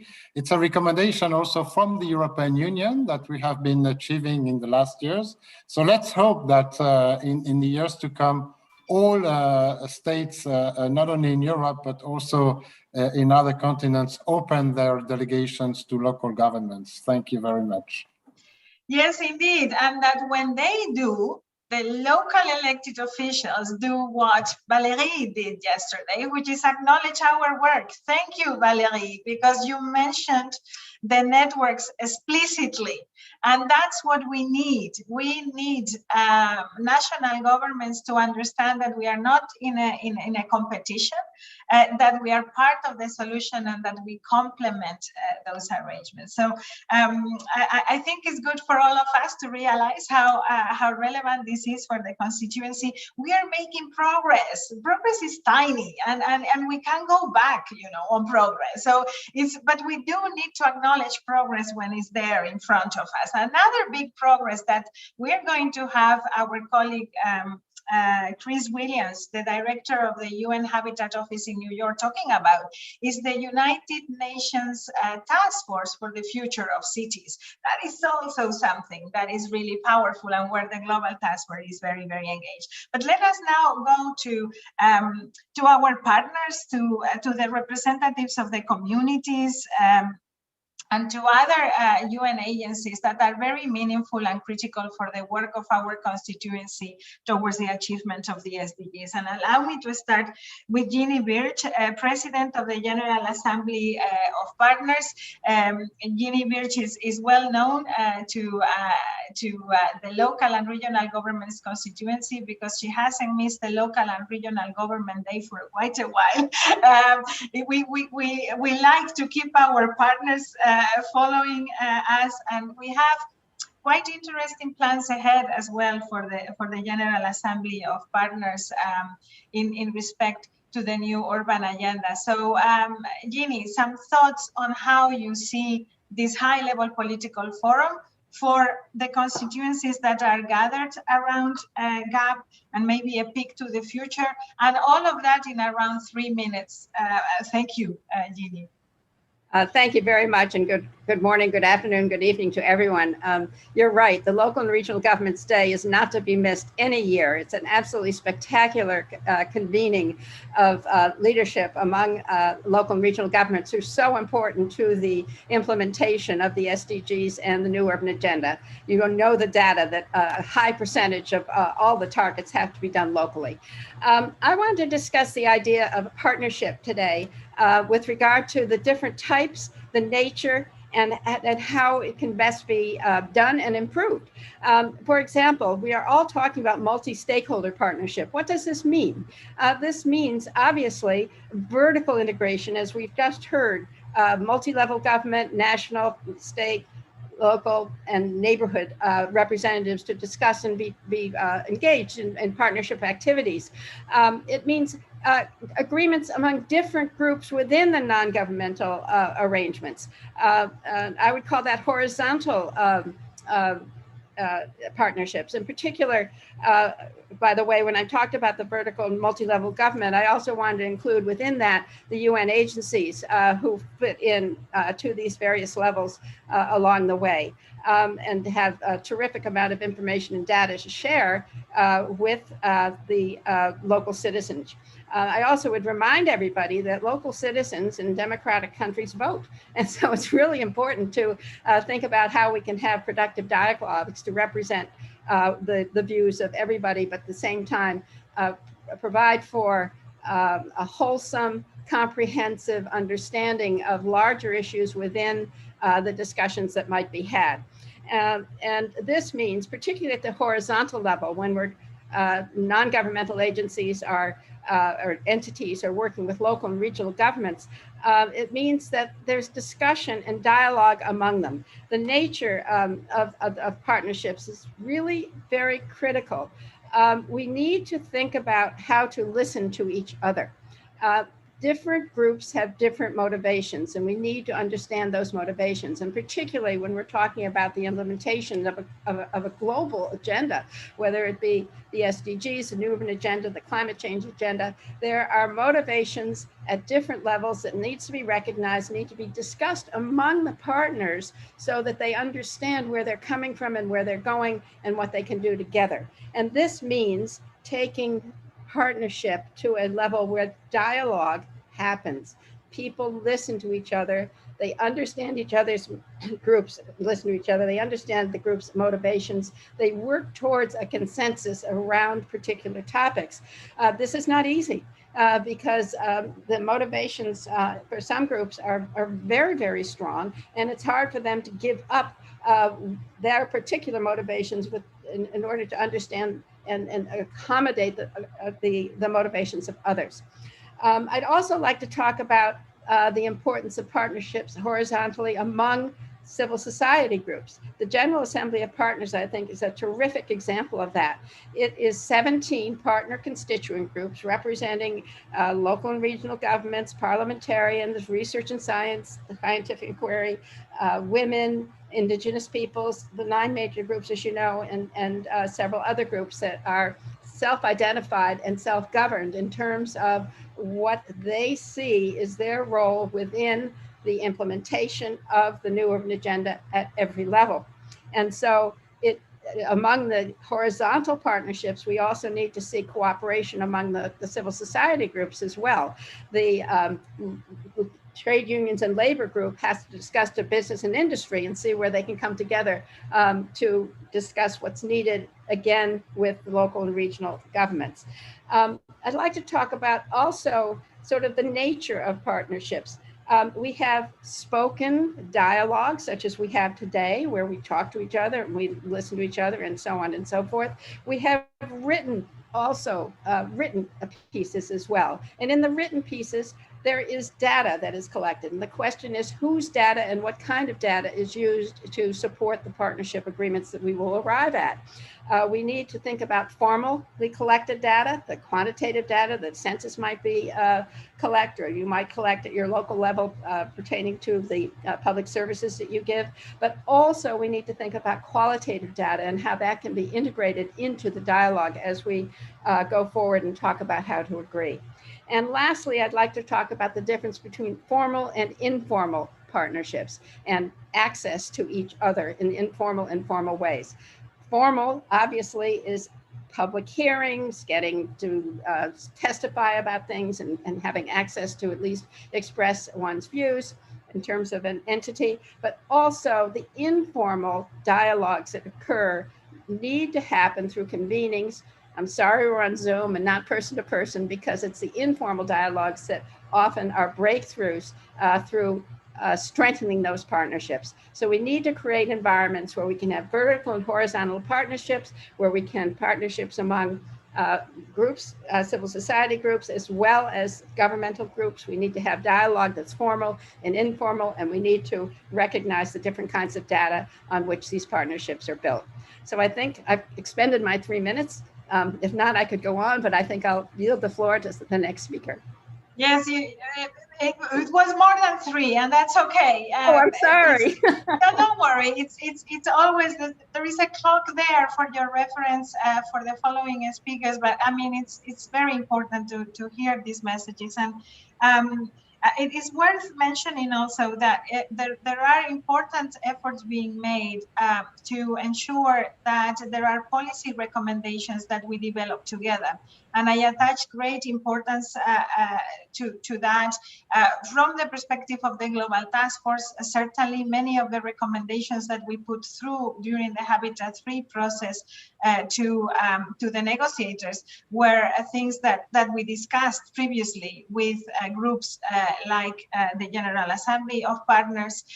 We have delivered a statement to the Habitat CPR's meeting, which we also shared with you. But most importantly, for my own organization, for instance, and I wanted to share this with the rest of the Global Task Force, the General Assembly of Partners produced policy recommendations about sustainability and implementation of the new urban agenda, which are part of our political guidelines and recommendations within a town hall process. So I think this is the kind of matured relationships and next generation alliances that we're trying to trigger.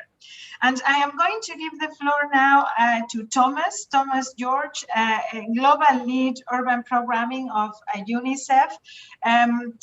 The issue of children and youth in the current context, but also intergenerational responsibilities is becoming very, very strong in the agenda of local and regional governments. A different type of partnerships, of course, because it is a UN agency, but it's still very relevant to our constituency. Thomas, thank you for joining us, and the floor is yours. Thank you, Emilia. Greetings to all from UNICEF. As you all know, UNICEF is the UN agency for children, and we recognize the critical role of local and regional governments in the survival, development, and safety of children, because you are the governments which are closest to the children on the ground. And it was amply demonstrated when city governments were at the forefront of the COVID response, when in 2020, more than 90% of the COVID cases were reported from urban areas. The local governments are also key to service delivery, and it's vital to support investment and capacities at subnational level for an equitable, inclusive, and sustainable recovery from what the world is experiencing now.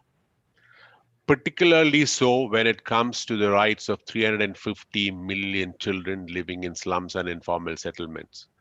In the cities of developing countries, 30 to 70% of the urban children live in slums and informal settlements. And I think in any discourse on urban or local governments, we need to focus on these slums and informal settlements, which is growing by the day. UNICEF has interventions in about 157 countries, and in 90 of them, we have interventions at the urban areas.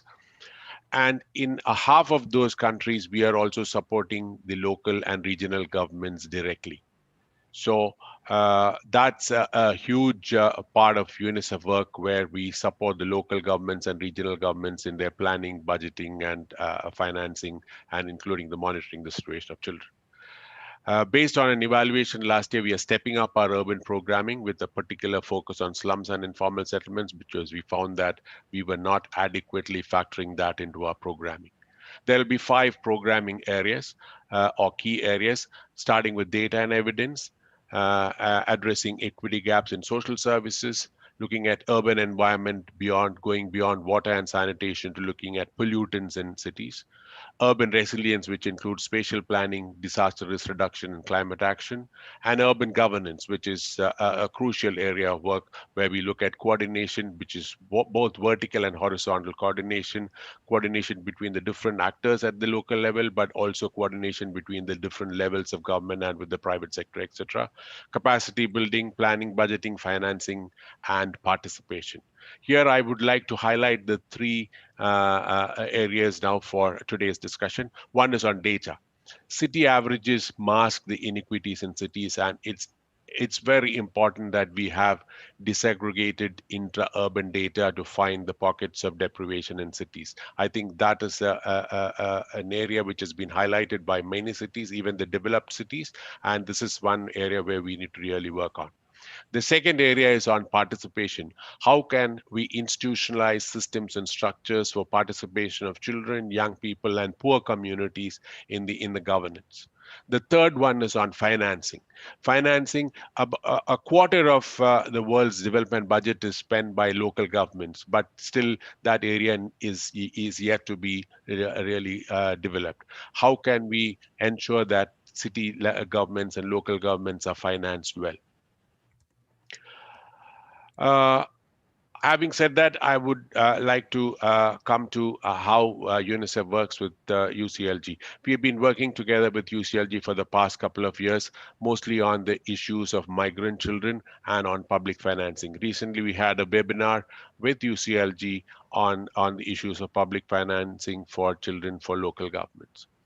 Going forward, we want to strengthen, we are planning, or we are working on strengthening this partnership, taking it to the next level, where we will work with UCLG to sharpen the engagement of UCLG with local governments and regional governments on developing the agenda for children and youth. And the areas we would like to focus there is, again, as I said earlier, building capacities of the local governments for disaggregated intra-urban data, planning, budgeting, financing, and participation of children and knowledge management.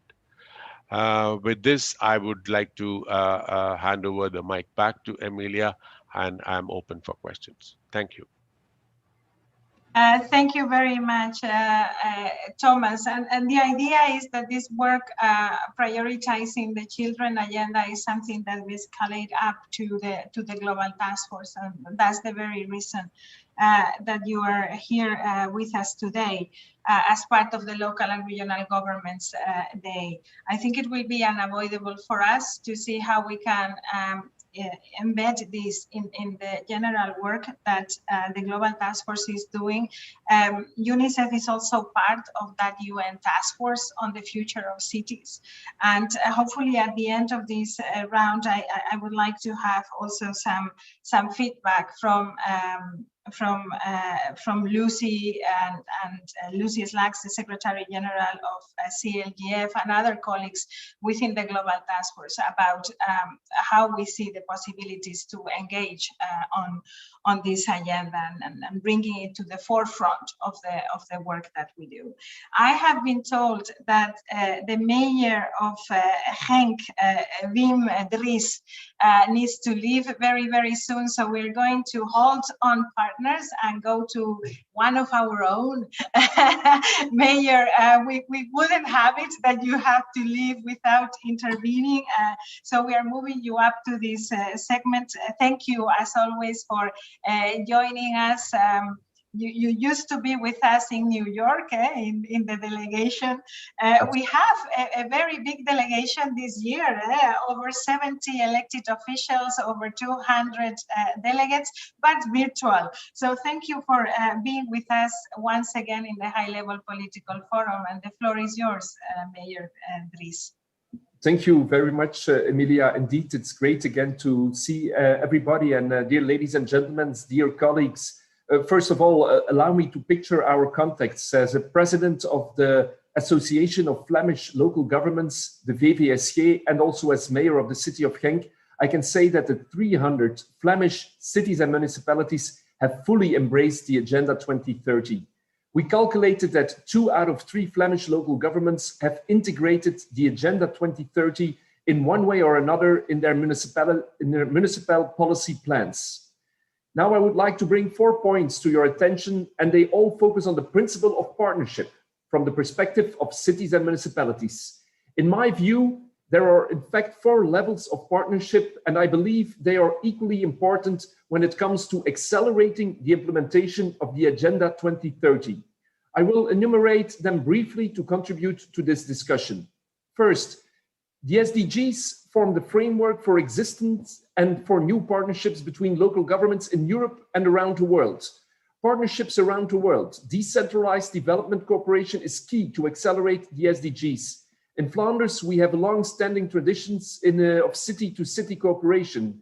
These city-to-city cooperation contribute to the delivery of the SDGs through strengthening sectoral policies on water, waste management, local economic development, etc. All this happens through a peer-to-peer and or colleague-to-colleague approach.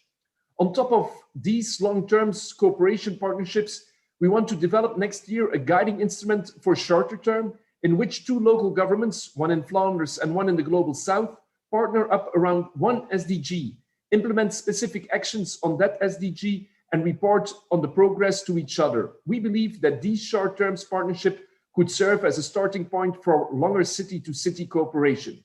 Secondly, within Europe, Flanders has more than 400 town twinning agreements, the so-called jumelages, between European associations for youth, sport, culture, between different European governments. We believe that the SDGs can be the guiding principle of a new vision on town twinning, same as the SDG partnerships I mentioned before, but then between European peers. Secondly, SDGs are the framework for a renewed or enhanced partnership with the other spheres of government. Together with the Flemish regional government, we have been involved as a test case in the OECD program, a territorial approach to the SDGs. And this way was a good and inspiring collaboration. We now want to take that a step further. We can take, for instance, the opportunities provided by the SDGs reporting and working together with the central level to include a more comprehensive territorial overview of what is happening across a country. In this respect, I hope that we can embark upon a review mechanism, a VSR, a voluntary subnational review to accelerate the SDG data collection. Thirdly, SDGs are an instrument to partner up and interact with citizens. Local governments are the sphere of government that operates close to the citizens, so accelerating the SDGs also means encouraging our citizens to accelerate.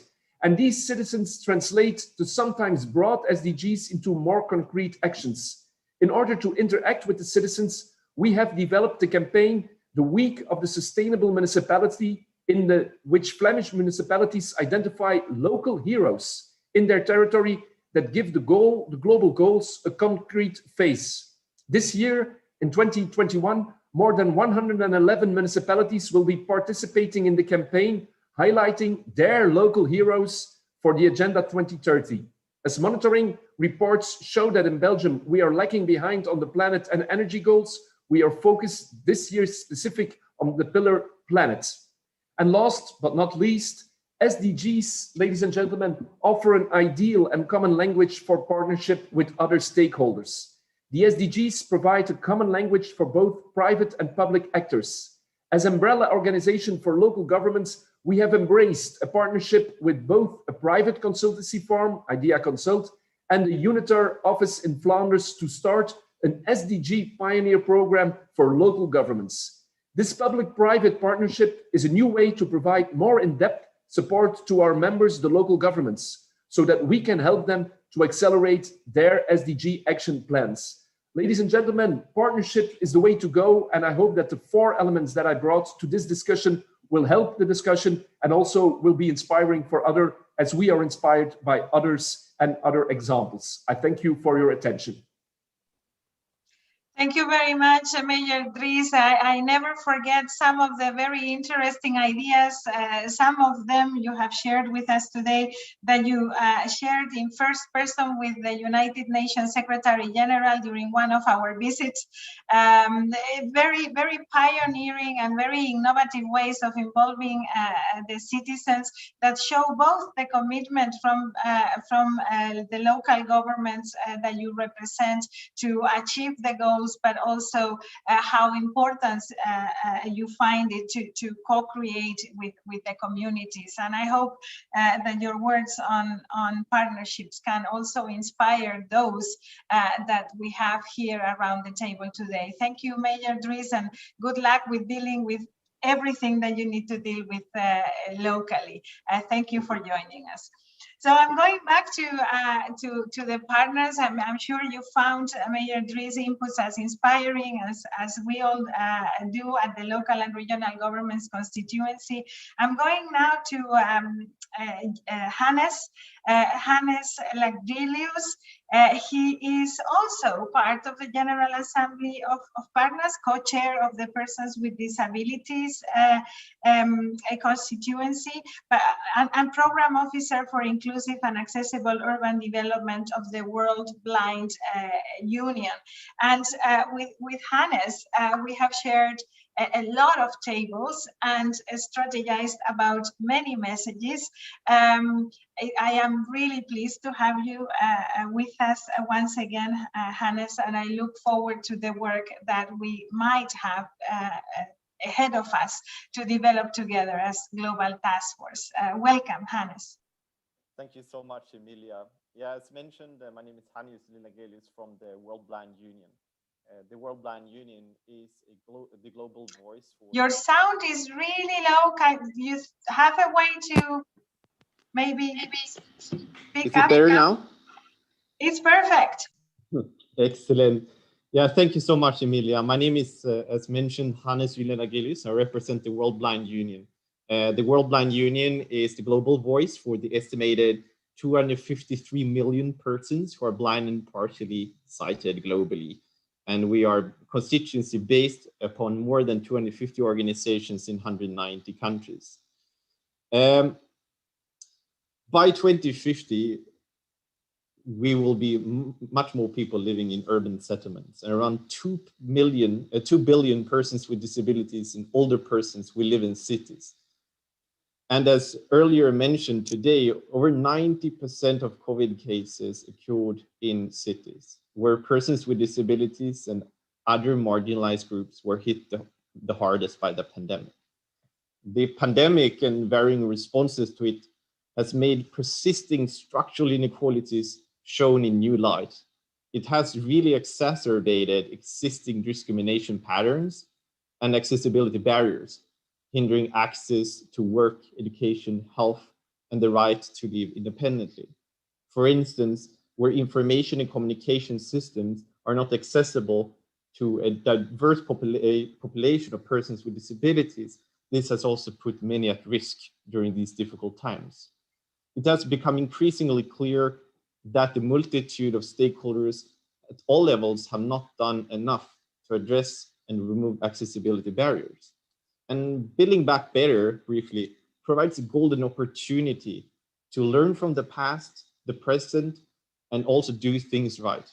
And this will mean building back better together, of course. More than ever, meaningful dialogue and authentic partnerships between civil society, including organizations of persons with disabilities, and local and regional governments will be determinant if we succeed in creating more inclusive and accessible communities that put people first and celebrates diversity. And it's highlighted in the report presented earlier, like 1 hour ago. It says that it really highlights a key point, that involving vulnerable groups in governance is critical, and in particular older persons and persons with disability, in order for us to design territories that works for all people. And on accessibility, I like to point out that accessibility is a human right and a precondition for inclusion, as outlined in the UN Convention on the Rights of Persons with Disabilities. It is truly an enabler to realize enjoyment of all different rights, and it can never be a standalone thing. If our spaces and services are made accessible, it will not only benefit the diversity of persons with disabilities, but everyone. It is truly a collective good. Accessibility, moreover, is cutting across everything that we do, everything from resilience, mobility, transportation, climate action, and safety. If resilience measures do not account for access requirements of a diversity of the population, how resilient we will truly be when it matters. Partnerships and authentic collaborative efforts between stakeholders, key stakeholders like local and regional governments and organizations of persons with disabilities from all different levels holds the key to tackle challenges of today and the challenges of tomorrow. It will enable us to design with, not for, a specific population, enabling residents and relevant stakeholders to be part of planning and design journeys will allow us to ensure that requirements are met allowing people to be experts in their own right and increase ownership of how our communities are developed.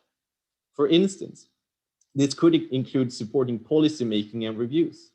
I recall the process where the World Blind Union, as part of the partner constituency group of persons with disabilities, also supported UCLD to co-develop the policy paper on inclusive and accessible cities discussed and adopted at the Congress in 2019. But also the design of innovative solutions and support implementation and monitoring reviews, not least of accessibility standards by accessibility audits in the local context. The World Blind Union, moreover, wished to commend the great journey of UCLD, following your commitments to engage all persons with disabilities and other marginalized groups to work together with the global movement of local and regional governments to put people first, towards realizing the promise of leaving no one behind in also localization efforts. World Blind Union, as part of the Global Network for Disability Inclusive and Accessible Urban Development and the PCD earlier mentioned, contributed to this development of the policy paper in 2019. We are very much amazed by UCLD's accelerating journey since then in putting recommendations into practice, including championing peer-to-peer learning and exchange of practices within the constituency through the establishment of a community of practice, because we learn together and we make positive change happen together. We are very much excited to have had a role in contributing to a journey in different ways ever since we started to interact. And we applaud the commitment toward putting increased focus on universal accessibility as a collective good and cross-cutting in all dimensions of localization efforts and sustainable urbanization. Here, UCLD's continuous leadership will be absolutely paramount for success. You can always count on the World Blind Union and our constituency of organizations of blind and partially sighted and the global disability rights movement as supporters and allies standing ready to collaborate with UCLD and the Global Task Force and the constituency of local and regional governments. Thank you so much. Thank you, Hannes. Thank you very much. It's a long journey and we are learning a lot, and it's a tough one as well, that you know better than anyone. There are many members of UCLG that are very keen to implement accessibility policies, but it's not an easy task, and that's also why we feel we need to bring it to the broader constituency to make sure that we scale it up and that it's part and parcel of all our recommendations towards the future. So allow me now to go to Lorena Zarate from the Global Platform for the Right to the City. Lorena has been working also with the Global Task Force as we worked towards Habitat 3. We have seen many things happen, Lorena, many good things, I feel. We managed to have reference to the right to the city in the outcome document in Quito, but we have also seen the notion of human rights and right to the city flourish in other discussions, also within the context of the Sustainable Development Goals. So Lorena, the floor is yours to see how you see this partnership with our constituency going forward. Thank you very much, Emilia, and thank you to UCLD and the Global Task Force for the invitation to participate at this very important dialogue. As you know, the Global Platform for the Right to the City was conceived as a multi-sectorial and action-oriented political space to create cities and territories in which every person and all communities can live with dignity and in peace. In the context of still clearly unfolding health and socioeconomic work-life crisis that run in parallel with an ecological emergency, I think we are convinced that the strategies and proposals that brought us together several years ago are more relevant and pertinent than ever. And that the principles and commitments of the international agendas should guide the path forward. We are certain that the people and the planet need not only a recovery, but a radical transformation. as many previous speakers are already referred to this very transformative moment. And we would say that that radical transformation, the pandemic has shown us that is not only urgent, but possible, if based on common visions and relying, most importantly, on coordinated efforts. We, civil society organizations and local and regional governments networks, we know all too well what is at stake and the value of our joint actions. We know that it's necessary and possible to implement an integral territorial and human rights approach.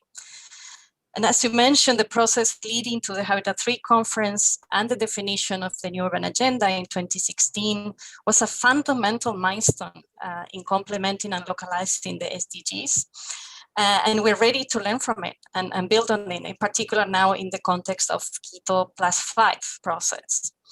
So because in that process, we realized several things, and among those that the need and the potential of bringing our voices together and creating shared narratives, also the potential of claiming our seats and a prominent role in defining the global agendas, as well as the necessary linkages of those agendas with local policies and local realities. And very importantly, the fact that the right to the city will be impossible without the rights of the cities as autonomous and networked political entities that are based on human rights, participation, and care. At the same time, we are also aware that many fundamental issues were not included in the final version of that urban agenda, and also the new ones have emerged since then. And it's exactly on those that we are focusing our energies. So among many other advocacy, research, and capacity building initiatives that we share, since last year, we have been working on the collective production of policy papers, policy recommendations around 7 key topics, and I will just mention them quickly. 3 of them are ready, and 1 already published, and 2 more about to be published, and we're working on 4 more. And those are touching upon basically the impact of COVID-19 on the right to the city and how to build back more just, caring, and democratic cities for all. The second one on the relevance of the right to the city to face the climate crisis and tackle environmental injustices. The third one on the meaning and dimensions of the cities as common goods, a fundamental topic that, as you know, was left out of the new urban agenda. And 4 more in production, how to create cities and regions without discrimination, with inclusive citizenship, with strengthened public spaces, and very importantly, with more balanced and inclusive urban-rural linkages. So the moment has come, as many speakers already mentioned, to reconsider the role of the public sector, horizontal collaboration, and public community partnerships in creating cities and territories for all. So we look forward to continue working together for the radical transformation that people and the planet so urgently need. Thank you very much for this opportunity and looking forward to that. Thank you very much, Lorena. And I want to acknowledge a conversation that we had a couple of years ago when we were discussing the positive outcomes of the new urban agenda of the Habitat 3. But also some of the negative things that we had not managed to get into that, that didn't make it through the negotiation. A lot of thinking that you described then very much as the legacy of our joint legacy of Habitat 3, because we had gone through this process of co-creation. As local governments, as organized civil society. And I think that we are still building on that legacy pretty much. And that during this pandemic, we have managed to very much put some of our joint agenda issues back at the top of the discussion. I really like also your reference to the common good notion, to the city as common good, which is something that I hear more and more from our membership. So hopefully something that we can build on as we work towards the new common agenda that we will visit in a minute, but also towards the monitoring and revision of of the Habitat 3 outcomes next year in April. So thank you for this, and I'm going now to a topic that is rather new, not on the agenda of local governments, but on the agenda of the organized constituency of local governments, of the agenda of the Global Task Force, is the issue of human mobility, migration. We only put it on the agenda, on the joint agenda, a couple of years ago. It's not an easy topic to cover, many different experiences in different parts of the world, but we are certainly building a joint narrative. It's gaining momentum, and it has even found a very strong paragraph in our statement for this year high-level political forum. And this is why I'm delighted to have with us Julian, and I am terrible with names, and I don't dare reading your last name. You will, Julian, tell us how that sounds. He's Senior Policy Specialist of Multilateral Processes Division and Department of International Cooperation and Partnership of the International Organization for Migration, which is one of the partners of the mayoral migration mechanism that we are part of.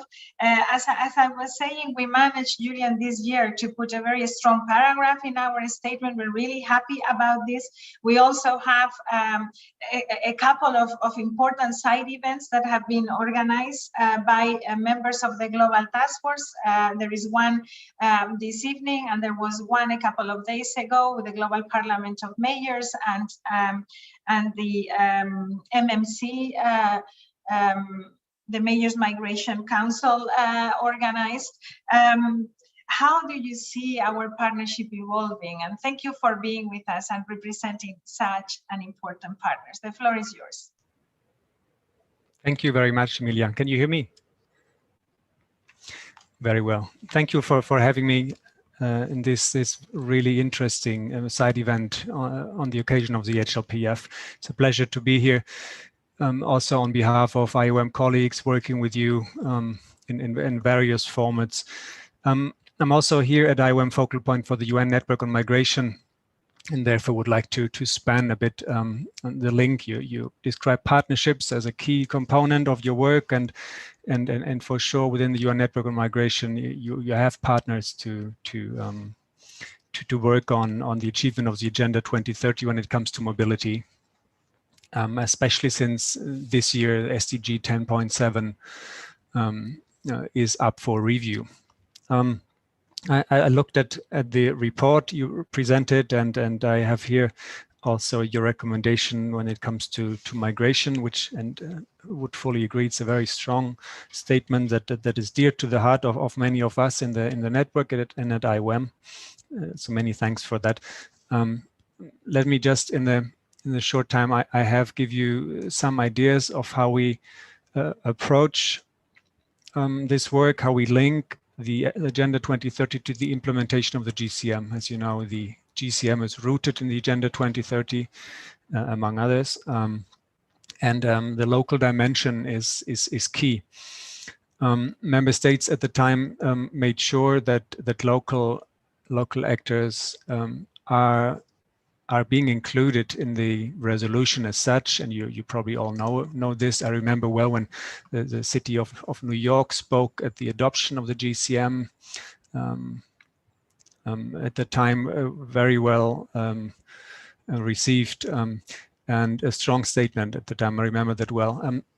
I did a quick check just because it's interesting to look at the documents. The notion local in the GCM resolution comes up 41 times, which gives you a rough idea. And then, of course, you know probably the respective paragraphs of the resolution, the whole of government and whole of society approach, the important role when it comes to the local level plays on implementation, but also on review and follow-up.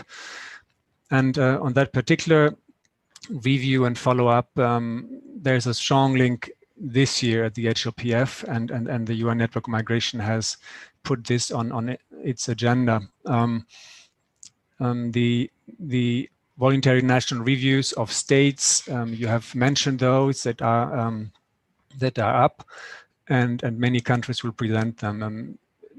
Then there are the local voluntary reviews that have been mentioned already, that complement the national ones. So we have a wealth of reports and data. Previous speakers talked about the importance of data, and we can build on. And that's 1 year ahead of the International Migration Review Forum that you, if you recall, that is the every 4 years, and it's a GA event that will take place early 2022, maybe in May 2022. That's a decision by the President of the General Assembly. So there again, delegations of member state delegations, examples have been mentioned, comprise also local governments, which is important. The IMRF modalities resolution furthermore then looks at and specifically mentions the mayor's mechanism inter alia, but also requests the UN network in preparation for the IMRF to collect all inputs received from local, national, regional, and global levels. So the voices of the local level are being heard and are being incorporated, and that is it's the heart of the work of the UN network on migration. Looking a bit more into detail, I have a few more seconds, I see, how local actors play a role in GCM implementation. That is something we in the network look into. Local actors have a role to play, there are guidances developed on GCM implementation for 2 groups, the UN country teams, but also national governments and other government actors. And these have been drawn up in the core working groups of the National Network on Migration, including local actors. So that is very important. It has been mentioned probably about the call to action we jointly did. That is IOM, the UCLG, and others, has at its heart also the link between sustainable development and the links to the GCM. And it is when it's launched, it will support our call to states and the multilateral scene in the recognition of the important role of cities in migration governance. With that, maybe I give it back to you, Emilia, and I'm happy to answer any questions. Thank you. Thank you very much, Julian, for also recalling this call to action where the Mayors for Migration Council, part of the Global Task Force, is also actively involved, and for recalling some of the achievements that we have had in one of our last meetings with the United Nations Task Force on the Future of Cities. Some of these mechanisms and the way that we were working were also described and put forward as one of the possible examples to enhance the relationship with the constituency. So thank you for those inputs. I'm going now to Andy Deacon, the acting managing director of the Global Covenant of Mayors for Climate and Energy. Andy, thank you for joining us. The floor is yours on your vision on the type of partnerships that we can pull together. Thank you very much, Emilia, and good day, colleagues. And as with many others, our condolences on behalf of the GCOM network on the passing of Mayor Makubo. I'm delighted to be able to join you today, in part to talk about some new activity, and as others have, identify some opportunities for new areas of partnership, and I'll focus on just a couple of those.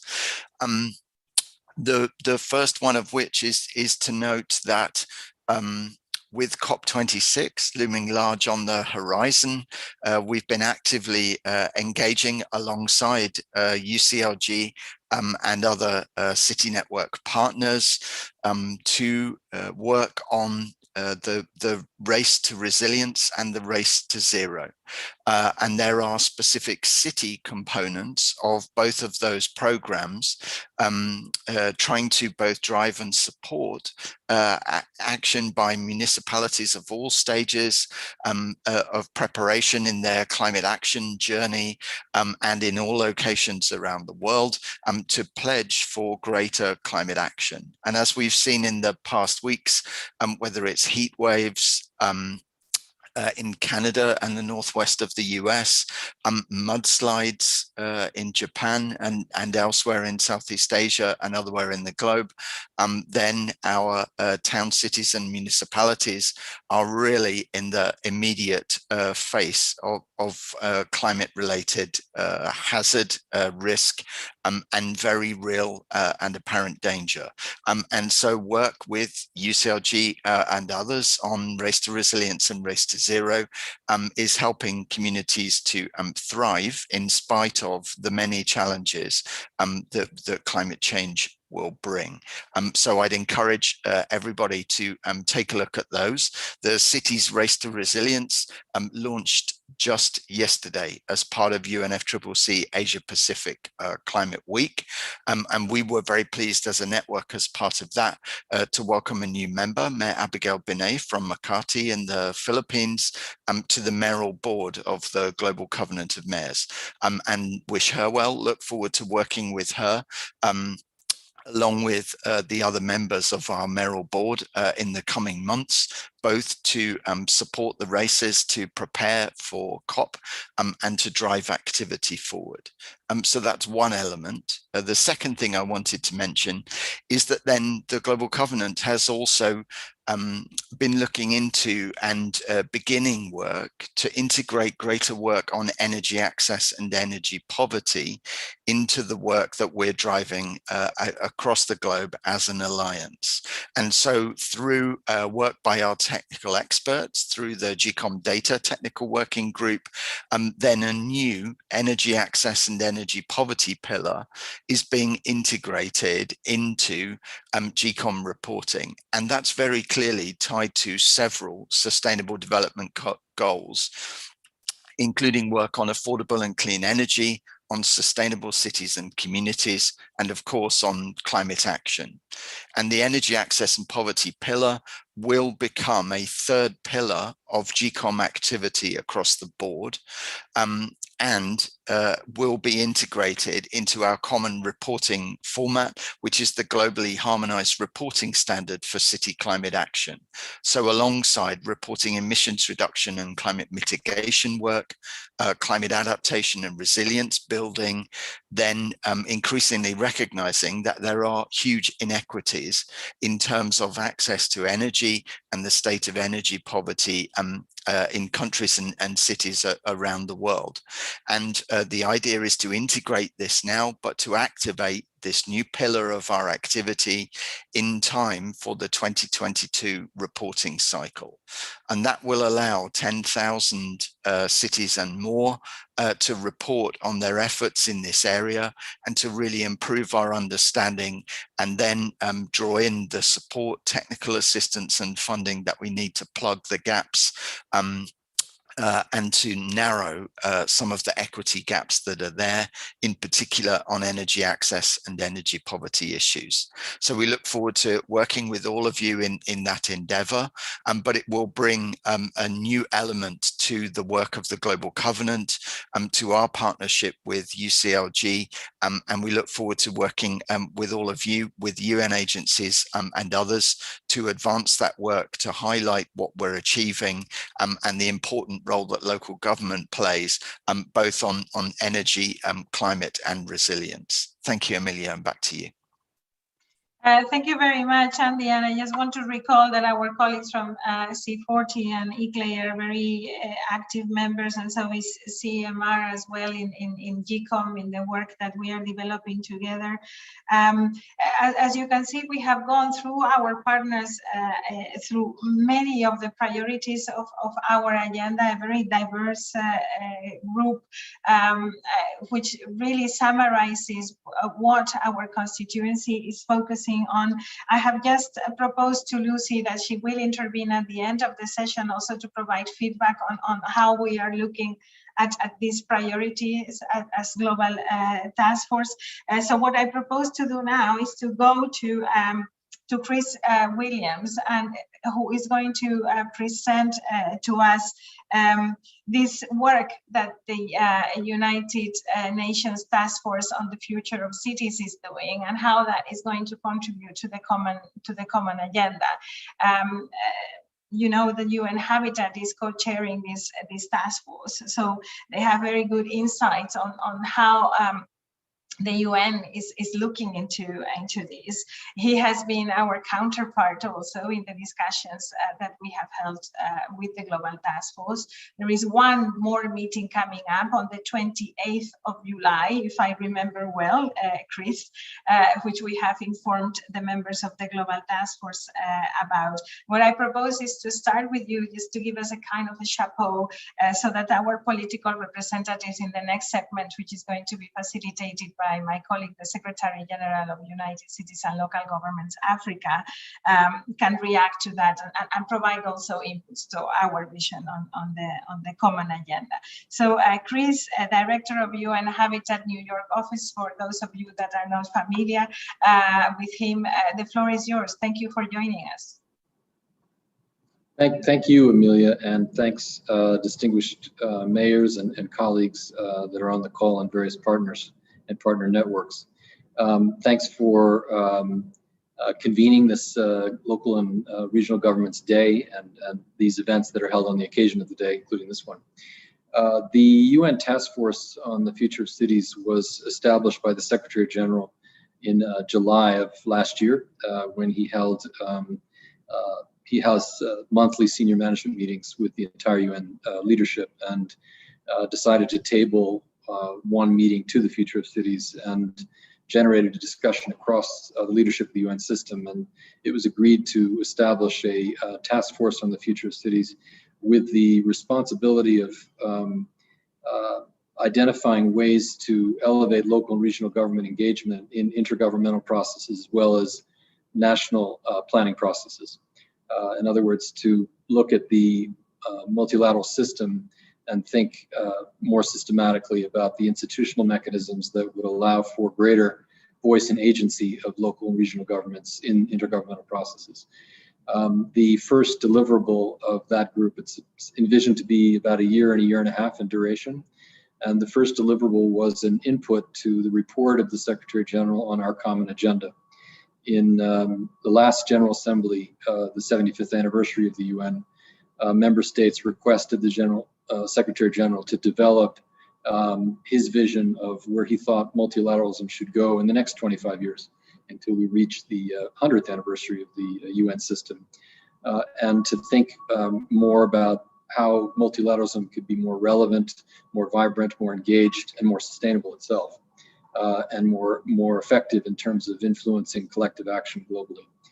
And he has been in the process of doing that by reaching out to member states, various constituencies, different parts of the UN system. And there are many work streams in the preparation for that document. One that he thought was important was to get a sense of what the interagency thinking was on cities and local governments, given that this UN task force was established. So that first deliverable was presented last month. And there was a decision on the part of the special advisor to the Secretary General, as well as the Maimouna Sharif, the executive director of UN Habitat, to extend the participation in the UN Task Force on the Future of Cities to include the Global Task Force on Local and Regional Governments. So rather than kind of come up with some report to the Secretary General and then have feedback from the local governments, there was a decision to engage the Global Task Force on Local and Regional Governments at the very early stage, even before there was drafting, to brainstorm about what would be the elements. And I would like to, on this call, recognize Amelia and her leadership in this effort to really act on in a quick manner to mobilize various constituencies within associations and city networks to try to provide some input to that process, which was very well received by the UN system and helped shape the thinking and form of that.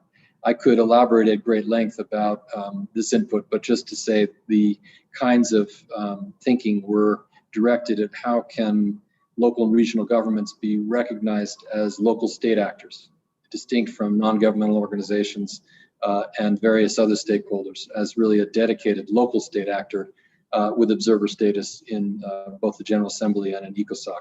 It's a whole process, but the fact that this report recommended that to the Secretary General is a good sign. The second was to think through how the Secretary General himself could potentially establish an advisory committee on local and regional governments that would help to harmonize and better organize the kinds of engagements that he has with various city networks and associations of local and regional governments.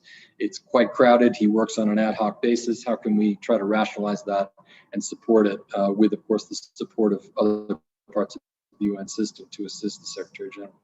The next level was to look at subsidiary bodies of the General Assembly. The UN Habitat Assembly is the only part of the UN system, the only subsidiary governing body of the General Assembly, which gives local governments dedicated observer status. Recently, Amelia delivered an address to the Committee of Permanent Representatives, the meeting that was held, their intersessional midterm review that took place last week, as an example. Other subsidiary bodies do not permit that kind of autonomous observer status. So how can we get, for example, the World Health Assembly? Cities were the epicenter of the pandemic. They were the key to the response. How can we work with our colleagues and member states in the World Health Assembly to create a similar kind of space for associations of local and regional governments?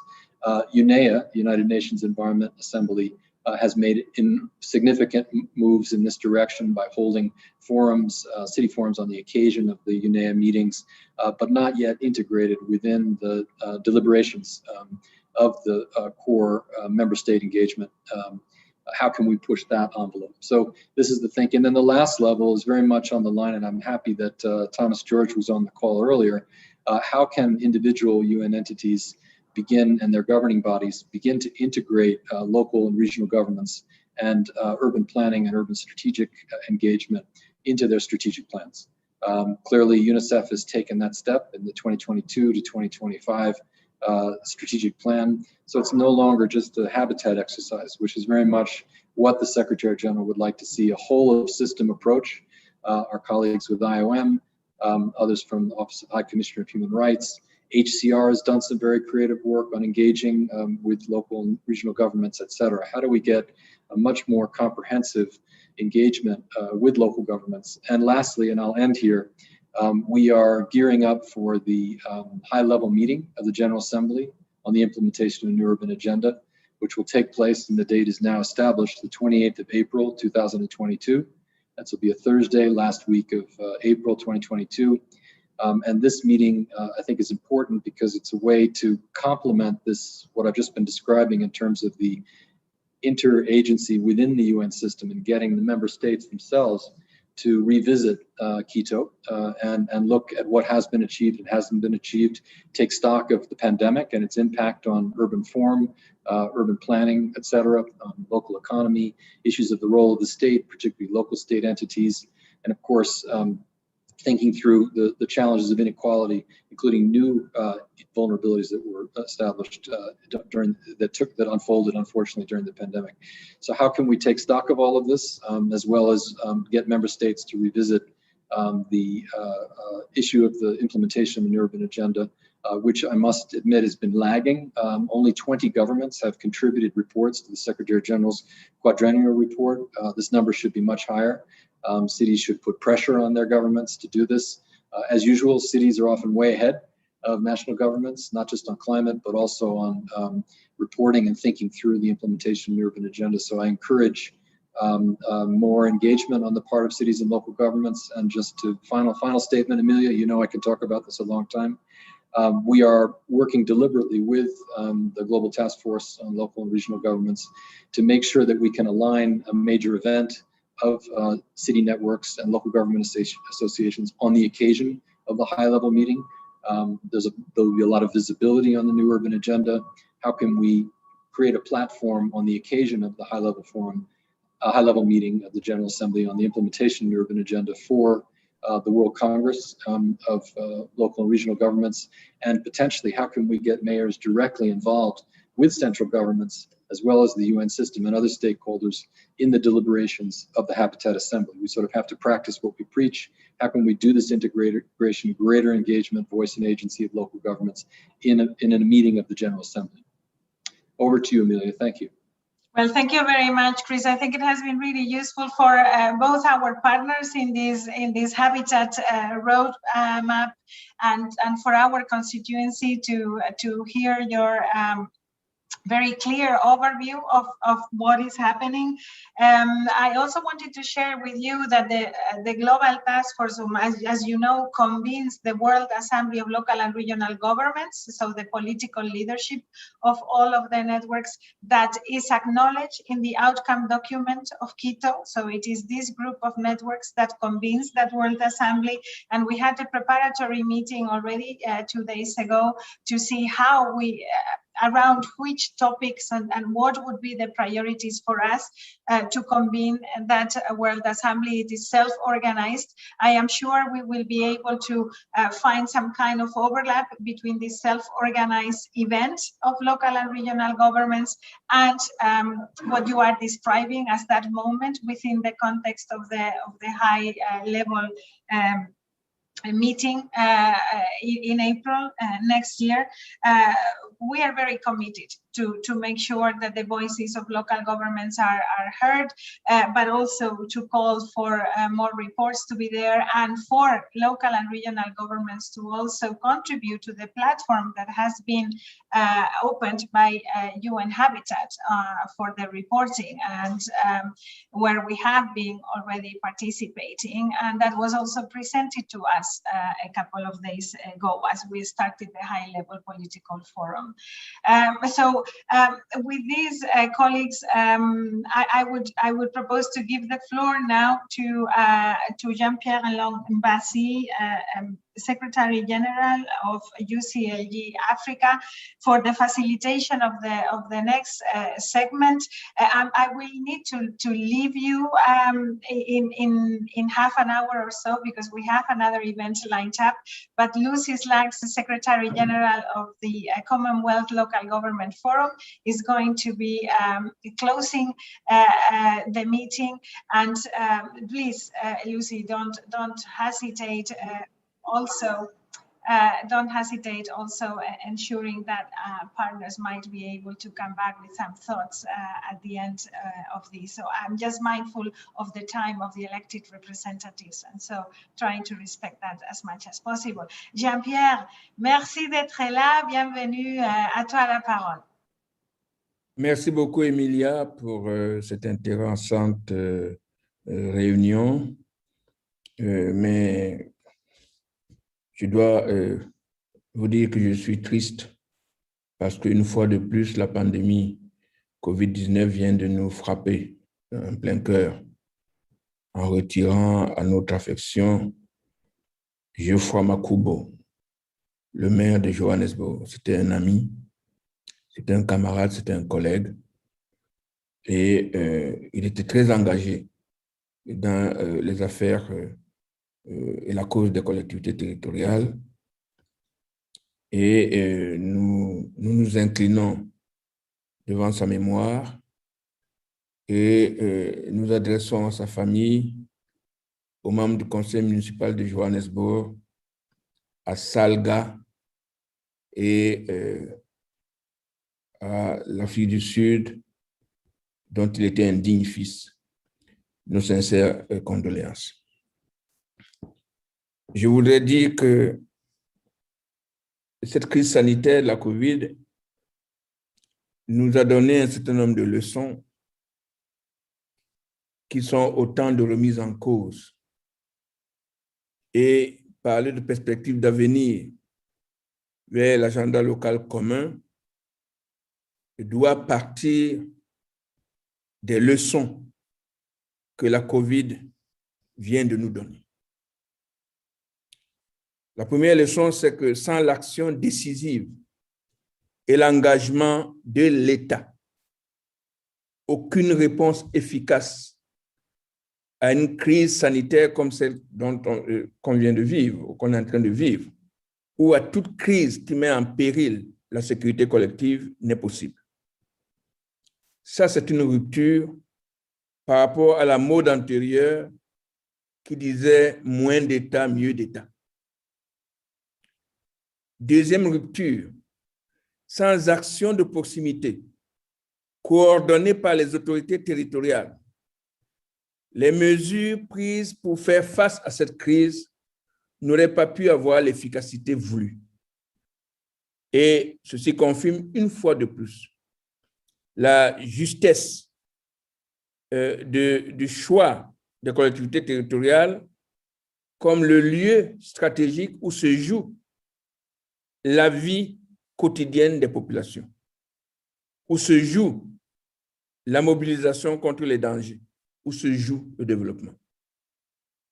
Ceci confirme la justesse et l'utilité du pacte pour le futur proposé par CGLU. Troisième élément de leçon, sans solidarité entre tous et à tous les niveaux, il n'est pas possible de venir à bout des dangers auxquels on doit faire face. Tous les pays se sont tournés vers la solidarité entre leurs citoyens pour faire face à la pandémie. De la même façon, CGLU est d'avis que sans solidarité internationale et sans partenariat entre tous, il n'est pas possible de faire face à des crises majeures comme la crise de la pandémie COVID-19 ou comme la crise climatique. C'est pourquoi CGLU soutient le renouveau du multilatéralisme élargi à tous les niveaux de la gouvernance publique, tel que proposé dans le rapport de vision UN 75. Et nous pensons que CGLU soutient ce rapport. Mais la dernière leçon que cette crise nous a aussi enseignée, c'est qu'il faut un minimum d'autonomie et de sécurité d'approvisionnement pour pouvoir faire face efficacement à une crise. Ça veut dire que l'ouverture à tout vent au marché international n'est certainement pas la seule réponse possible pour faire face à des crises de ce type-là. Parce que si on ne sait pas répondre aux besoins élémentaires des populations, alors toute crise de ce type se transforme rapidement en crise économique et sociale. Il est donc souhaitable que toute perspective d'avenir vers un agenda commun intègre cette exigence d'un minimum d'autonomie au niveau des territoires. Alors, nous avons un certain nombre de personnes que nous avons invitées pour s'exprimer sur cette question. Je voudrais d'abord passer la parole à Madame Victoria Alsina, ministre de l'Action étrangère et du gouvernement ouvert du gouvernement régional de Catalogne. Qu'est-ce que vous nous proposez comme perspective d'avenir, Madame Alsina? Hello, merci beaucoup. Distinguished representative of the UN agencies, presidents, mayors, representative of networks, dear colleagues, and ladies and gentlemen. First of all, I want to express my condolences for the family and friends of Jovenel Moïse, president of Haiti, and to the relative of George Makudo, mayor of the city of Johannesburg. We are deeply sad and sorry for their loss. I want to continue saying thank you to the organizers of the high-level political forum on sustainable development, because once again, another year, they enable us to meet and to gather and to reflect together on how we should move forward in this important path in which we need to promote collaboration. I think that the pandemic, at the end of the day, brings something that is good. in the sense that it helps us to understand that local challenges at the same time are global challenges and the other way around. We better understood that public challenges connect the global north and the global south, and that show us how interconnected we are in the world we live. I think that this made us understand that we really need to change the way we govern. We need to put the institutions in front of the multiple challenges that we are facing. And to be able to move forward these sustainable goals and to be able to promote sustainability and digitalization and all things that are now clear that are part of the future, we really need to improve a few different things. I think that public-private collaboration and collaborative governance, and to change the way in which we manage networks and we manage services, is an important piece of the cake.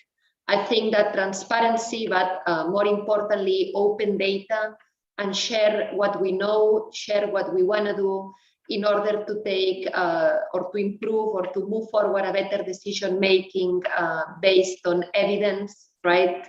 I think that the importance of science is also part of this picture, and also the need that we need to learn how to really use the collective intelligence that is distributed among society. We need to improve the participation mechanisms that help us to understand not only how we need to collect people, opinions and preferences, but also the collective wisdom that is out there. And I think that an important piece of this is multilateralism. Which is the role that local and regional governments can play in this scenario? We all know well that the Sustainable Development Goals were agreed by 193 states. But we also know that 65% of the targets that we need to accomplish in this framework really rely on local and regional governments in order to be fulfilled. I think that this is an important piece of information that we really need to consider in order to move forward in that direction. Local and regional governments indeed have shown to us that they are doing a remarkable job in localizing and in moving forward this agenda. But it's also clear that we need to give them, we need to allow them to have the right tools to do that. So it comes without saying that competences and funding, it's something that we should not overcome. We should really move forward. It's also true that we need to sit them in the global decision-making table. I think that local governments and regional governments, we are ready to take this responsibility. We need to strengthen the multilateralism, but also between us. So I think that collaboration at the local and regional level is also fundamental. As I said, we need to use the collective intelligence. We need to work with the civil society. We need to work with companies. And I think that back home here in Catalonia, we have a good experience in that sense. We strongly believe in this agenda. And this is why a few years ago, we joined forces with more than 300 people representing around 30 Catalan, both public-private organizations. And we signed the Catalonia 2030 Alliance. This is an agreement to compile and to move forward this agenda. And I know that a lot of regions and local governments follow the same path. I want to encourage all of them to collaborate and to use technology and to promote the right experiments to really understand what works, what doesn't work, and to move forward from there. I want to thank you all for your presence in this forum. I think that it's very important that we continue these connections, even if we need to meet online. And I would also like to wish you all a good recovery from the pandemic, for you, for your families, and for your country.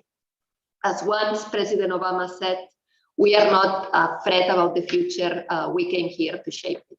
So thank you so much for inviting me into this panel.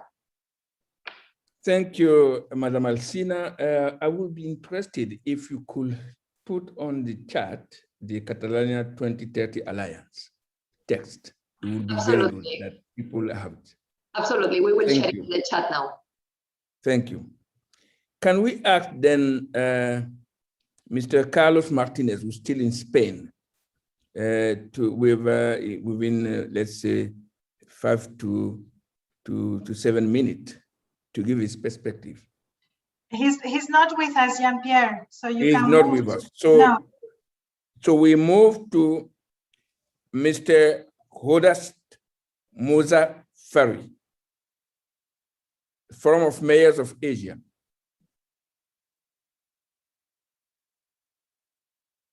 Are you here? Yes, please. Thank you very much. Thank you for inviting me. And thank you to allocating time to my presentation. Hello and greeting from Tehran, the Permanent Secretariat of Asian Mayors Forum. At the beginning, let me express my deep and sincerely condolence and sympathy to the family and survivors of Mayor of Johannesburg. I am delighted to be participating in this outstanding event on behalf of the mayors and city leaders from more than 140 cities in Asia who are members of the Asian Mayors Forum. This forum is founded in 2008 at the suggestion of the current mayor of Tehran and with the great support of more than 100 mayors and also municipal high-profile officials. AMF pursues lofty goal, active participating in global dialogue, understanding peace, coexistence, and development through urban diplomacy and technical cooperation. AMF also attempts to improve the citizens' quality of life, urban infrastructure, and facilities Asian cities. Our main goal is realizing a better city and better life, which will be achieved through endeavors to make integration and convergence among Asian cities. My dear colleagues and friends, in a world that is becoming more and more urbanized, mayors and city leaders play and must adhere to a key role as mediator between citizens and national governments. They are located at the front line of the task of engaging with local, national, as well as regional and international challenges to improve the general situation of humanity. No doubt, fulfilling this vital responsibility and being committed and accountable to the people and the other key stakeholders will not be possible without the proper inclusive interaction and cooperation, as well as without the real support of central governments. Also, role of public trust and participation should not be overlooked. I believe, despite the fact that many efforts made by the international community and urban diplomacy activities, unfortunately, mayors and other local leaders have not yet managed to find their real proper place in the hierarchy of national and international policy and decision-making process. This seems to be partly due to the fact that global policy-making mechanisms are reluctant to accept them, at least in our region in West of Asia. Particularly, the national governments have not yet formally recognized the importance, role of citizen and local urban officials' participation in anticipate, diagnosis, and management of global, even national challenges and priorities. However, city officials are constantly trying to influence and enter to the decision-making cycle so that international organizations active in the field of local governance can bring their promise to the forefront best. After all, confronting all crises and natural disasters require an integrator, convergence, and synergy of all stakeholders' origin of effect in local, national, and international development. Having considered all above, I propose, as a matter of urgency, establishing a local global body consists of representatives of from central and local governments, regional and international activities, regional and international initiatives within with policymaking and supervision authority to search and identify real challenges, trends, and anticipate crises and disasters, and then apply preventive and secondary measures. I sincerely appreciate for inviting me to this fruitful and valuable meeting. Thank you very much. Thank you. Thank you for your insistence on city diplomacy and on convergence of views. And we welcome your proposal, but of course, it is also part of the whole proposal of the UN to boost cooperation and multilateralism across the world. May we have now Madam Mariana Camisa from Buenos Aires. Good morning or afternoon, everyone. First, of course, extend our condolences to the people of Johannesburg. And then I would like to thank UCLG and the Global Task Force for the invitation and for hosting once again this event where cities can share their experiences and learn from each other. Definitely over the years, Buenos Aires has taken these opportunities to improve its work on the localization of the SDGs. We're very proud to announce that yesterday we presented our third BLR. Since our first one, published in 2019, we have added new resources and elements to promote the community of practices around the SDGs, accountability, and public access to information, based on the lessons we have learned from other cities around the world and network guidelines like this UCLG and UN Habitat 1. The 2021 BLR reports on the SDGs prioritized by the high-level political forum, and it also provides a roadmap for the social and economic reconstruction and the future of Buenos Aires.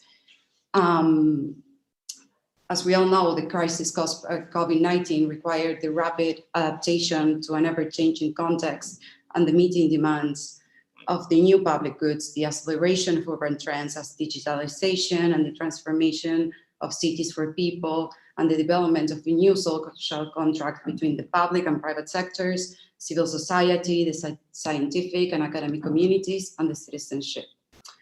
And although today's global scenario claims for a reanalysis of government priorities, in Buenos Aires, our Horizon and 2030 targets are still the same: a sustainable, resilient, inclusive, and diverse city that promotes talent, creativity, and that offers a better quality of life for all its inhabitants. So to achieve this city vision and build our agenda for the future, we have established three main priorities. First, the comprehensive well-being of our 3 million inhabitants and the 3 million people that visit the city every day. Then the need to approach labor and education from a holistic perspective to boost social and economic development in Buenos Aires, and the city transformation, both digital and urban, especially following the 15-minute city model. Also, a key pillar is good governance and collective intelligence to accomplish the SDGs and these priorities. So we seek to enhance the attributes of good governance by establishing government priorities, clear objectives, and measurable goals through permanent accountability process. A great example of all of these meshing together is our 2050 Climate Action Plan and our Climate Action BA platform that are both aligned to the SDGs and to the Paris agreements. The city government launched in collaboration with C40 its third Climate Action Plan, which establishes a roadmap with short, mid, and long-term goals to reduce present and future climate risks, achieve a fair distribution of environmental, social, and economic benefits, and a 53% reduction of GHG emissions by 2030 and 84% by 2050. The formulation and design of this plan involved the generation of climate data for robust, coherent, and transparent analysis that would allow the inclusion of evidence-based policies. So we opened 40 public environmental data sets in our platform, that it's also a great resource to generate new knowledge along our stakeholders in the city. Also, these data sets were selected in collaboration with open government and environmental experts, and the result of this co-creation process is an open source website that offers the latest news on the main climate initiatives, Of course, the city's 2050 action plan with 24 climate change mitigation and adaptation actions and targets, our reduction targets for 2030 and 2050, the 40 data sets that I was mentioned, and other resources and initiatives proposed by civil society groups and citizens, so we can all achieve our climate targets together. So the platform creation process was thoroughly documented, so it can be replicated in other cities, as well as the website, and I will share it in the chat, as well as our VLR 2021.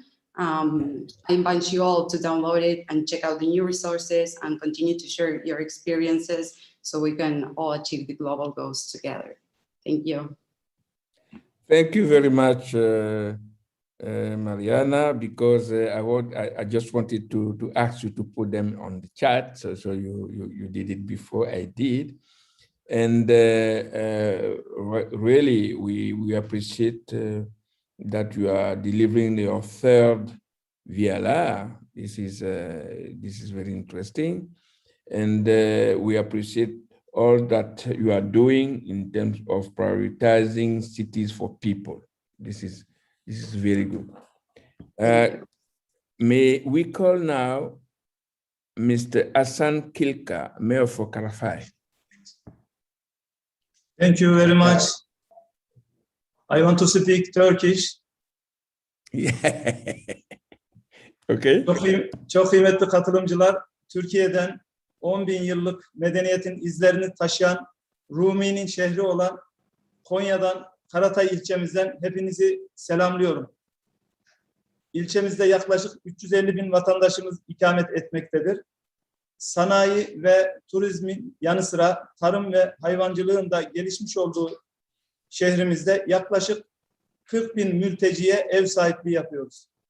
Seçilerek iş başına gelmemizle beraber tüm insanlığın ortak hedefi olarak sürdürülebilir kalkınma anlayışı ile yeni dönemde yapacağımız çalışmaları Birleşmiş Milletler'in belirlemiş olduğu 17 sürdürülebilir kalkınma hedeflerine uyumlu olmasını sağlamayı amaçladık.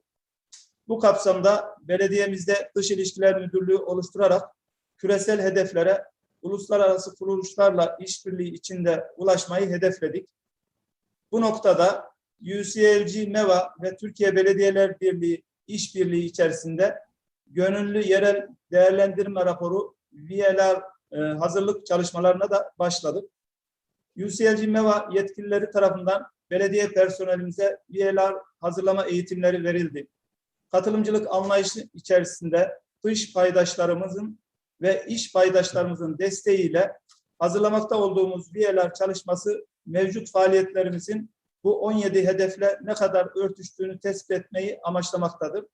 Son aşamasına geldiğimiz VLR çalışması sayesinde memnuniyetle dile getirmeliyim ki bugüne kadar Karatay halkına yönelik yaptığımız çalışmaların büyük oranda küresel hedeflere katkı sunduğunu görmekteyiz. Ancak bununla kalmayıp geliştireceğimiz eylem ve politikaları VLR süreci ile ortaya çıkan tablo sayesinde şekillendirmek istiyoruz. Özetle yerel yönetim olarak yapacağımız her türlü faaliyetin küresel hedeflere ulaşmasına yardımcı olacağına ben inanıyorum. Tabii 17 kalkınma hedefini biz 4 ana başlık altında toplamış olduk. Bunları çevre, ekonomi, eşitlik ve sağlık olarak sunabiliriz. Tabii bunlardan şöyle yaptığımız hizmetlerden kısaca bahsedecek olursak kalkınma hedeflerimizden 6. başlıkta mesela tatlı su çeşmeleri var. Şehrimizin her yerinde biz ücretsiz halkımıza tatlı su imkanı sağlayabiliyoruz. Yine 7. başlıkta başlığa denk gelen güneş enerji santralimiz ki şu anda tüm tesislerimizde, parklarımızda tükettiğimiz enerji kadar enerjiyi biz güneşten alıyoruz. Güneş enerji santrallerimizi kurduk ve tamamladık. Yine 14. başlıkta başlığa karşı gelen obruklar var şehrimizde bizim. Obrukların korunmasına yönelik idari kararları almış durumdayız.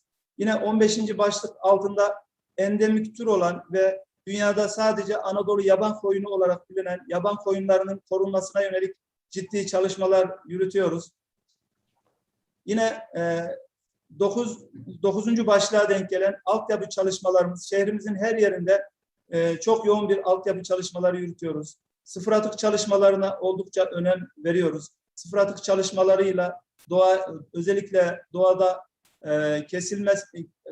ağaçların kesilmesine, doğadaki geri dönüştürülmesi gereken tüm materyaller toplayıp bunları ekonomiye kazandırmış oluyoruz. Yine kardeş şehir ilişkileri kurarak kendimizi geliştirmeyi hedefledik. Şu ana kadar da birçok şehirle kardeş şehir ilişkisi kurmuş olduk. Yine anaokulları inşa ediyoruz.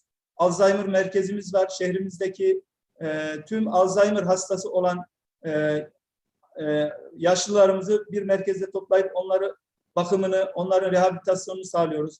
Yine engelsiz yaşam merkezimiz var. Tüm engellilerimize yönelik çalışmalar yürütüyoruz burada. Emekli konaklarımız var. Tüm emeklilerimizi belli bir alanlarda onlarla hoşça vakit geçirebilecekleri mekanlar oluşturmaya gayret ediyoruz. Aşevlerimiz var. Zirai atık ambalaj toplama projemiz var. Tüm sahada, tarımsal alanlarda zirai atıkları bir proje kapsamında topluyoruz. Yine de katılımcıların bahsettiği gibi COVID-19 ile ilgili ciddi çalışmalar yürüttük. Bu kapsamda COVID-19 güvenli belgemizi tüm tesislerimizde alarak güvenli bir çalışma ortamı yürütmüş olduk.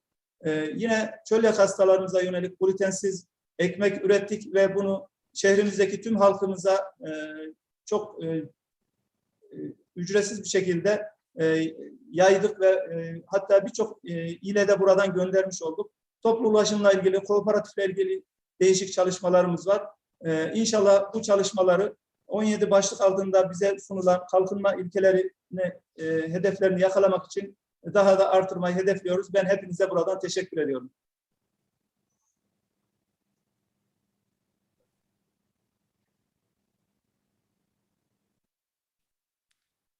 Merci beaucoup pour votre contribution. On a compris que c'est autour des ODD que vous avez concentré votre action et que, évidemment, même si les ODD sont de portée universelle, vous avez voulu contextualiser leur mise en œuvre à votre contexte. Et je pense que c'est un conseil qu'on donne à tout le monde. Et aussi, vous avez voulu que ces ODD soient abordés suivant une perspective programmatique. Et ça, c'est aussi quelque chose qu'on recommande fortement à tout le monde. J'aimerais maintenant donner la parole à M. Berry Urbanovic, le maire de Kitchener au Canada. Berry.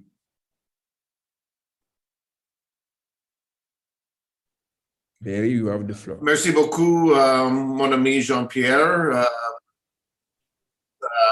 It's a real pleasure to join all of you. And in beginning, I too would like to offer my personal condolences to the people of Johannesburg and South Africa. Very close friends with Canadian cities and in our partnership with SALGA. And also to the people of Haiti on the tragic assassination of their president. As I think many of you know, there's a large Haitian population in Canada, and FCM has had a long history with cities in Haiti, particularly since the earthquake about a decade ago. So this is no doubt a difficult time in both those countries for the local government movement. I really wanted to take a few moments today to just reflect on today's meeting and how far we've come as a movement. And I know people like Jean-Pierre and Lucy and others who have been here since the early days know the work that Emilia and the team at UCLG have done collectively with all of us over the past decade. But at the end of the day, it needs to start somewhere, and it starts with that leadership, both at a staff and at a political level. in order to see the advances that we have collectively made at the United Nations, particularly, in general, but particularly during the period of the annual high-level political forums, as well as with the national meetings that occur in September. And so I thought it was important to reflect on that, to think back to the early days of when we would come to New York. We would endeavor to speak about issues that mattered to cities, to ensure that national governments understood that cities mattered.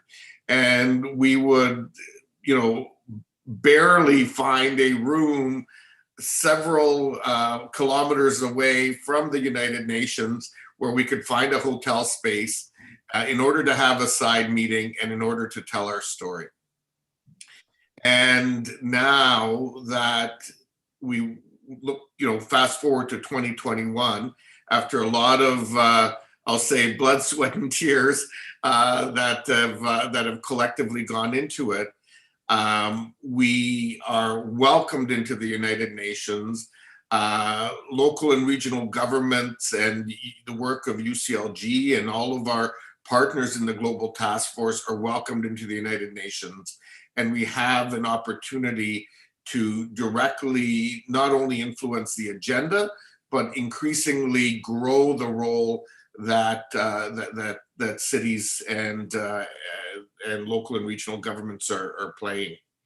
And so I wanted to, in particular, thank those on the call today from the UN family for opening this space up for us so that we could do the work that we've been doing. But I would be remiss in saying that if I didn't acknowledge the incredible contribution of our constituency. Earlier today, Amelia referenced that even though we're virtual, and sometimes virtual is easier, sometimes it's worse. I know personally, I found for me, it was easier to be in New York because I wasn't expected to be in 2 or 3 meetings at the same time when it's virtual and people don't accept excuses. And so I really want to acknowledge the constituency for its ongoing commitment to ensuring that our voice is heard and that local governments continue to work towards a seat at the table at the United Nations. Finally, I do just want to acknowledge the staff for the incredible work that has been done, the delegation, the events that have been planned. Today's Local and Regional Governments Day, the forum that's going to follow on Monday and Tuesday, and all of the various events that we're participating in, and the voice that we are bringing to everything that we're doing. And so, Mr. Chair, if I may just say thank you to you and to all who have participated. And certainly from a Canadian municipal perspective, I look forward to the advancements that we've made and will continue to make in the years ahead. Merci beaucoup. Merci, Berry. C'est vrai que je me rappelle le moment où on faisait la queue derrière les ONG pour pouvoir, et même la cour aux ONG pour pouvoir participer à des réunions aux Nations Unies. Et je dois avouer que le chemin parcouru est un chemin remarquable, mais c'est un chemin qui vient aussi de ce que les collectivités territoriales ont démontré de plus en plus que sans leur action, l'action publique ne pouvait pas atteindre la portée que les autorités nationales voulaient. Donc, cette conscience collective est quelque chose qui vient à point nommé et ça nous met aussi en situation de plus grande responsabilité pour aussi défendre le multilatéralisme qui nous a porté jusqu'ici dans un monde que nous aspirons comme un monde de paix qui malheureusement a encore beaucoup trop de crises. Et nous souhaitons que les collectivités territoriales, par la diplomatie de ces collectivités, participent à restreindre ces crises et à faire en sorte qu'on soit dans un monde où la concorde entre peuples prend le pas sur la compétition de tous contre tous. Merci beaucoup pour cette perspective pour le futur. Et maintenant, je redonne la parole à Lucie pour conduire la fin de cette rencontre. Merci. Lucie. Thank you very much, Jean-Pierre. And I just want to really kind of echo the comments that both you and Barry have just given in that final slot of this meeting, and take us right back to the beginning, because I think, you know, it has been a journey. I think many of the points that Jeannie was making in the session earlier today around the importance of partnership and how you have to work at partnership and you have to work to do things together really resonates very strongly with us as a movement. And I think we have come strongly through that.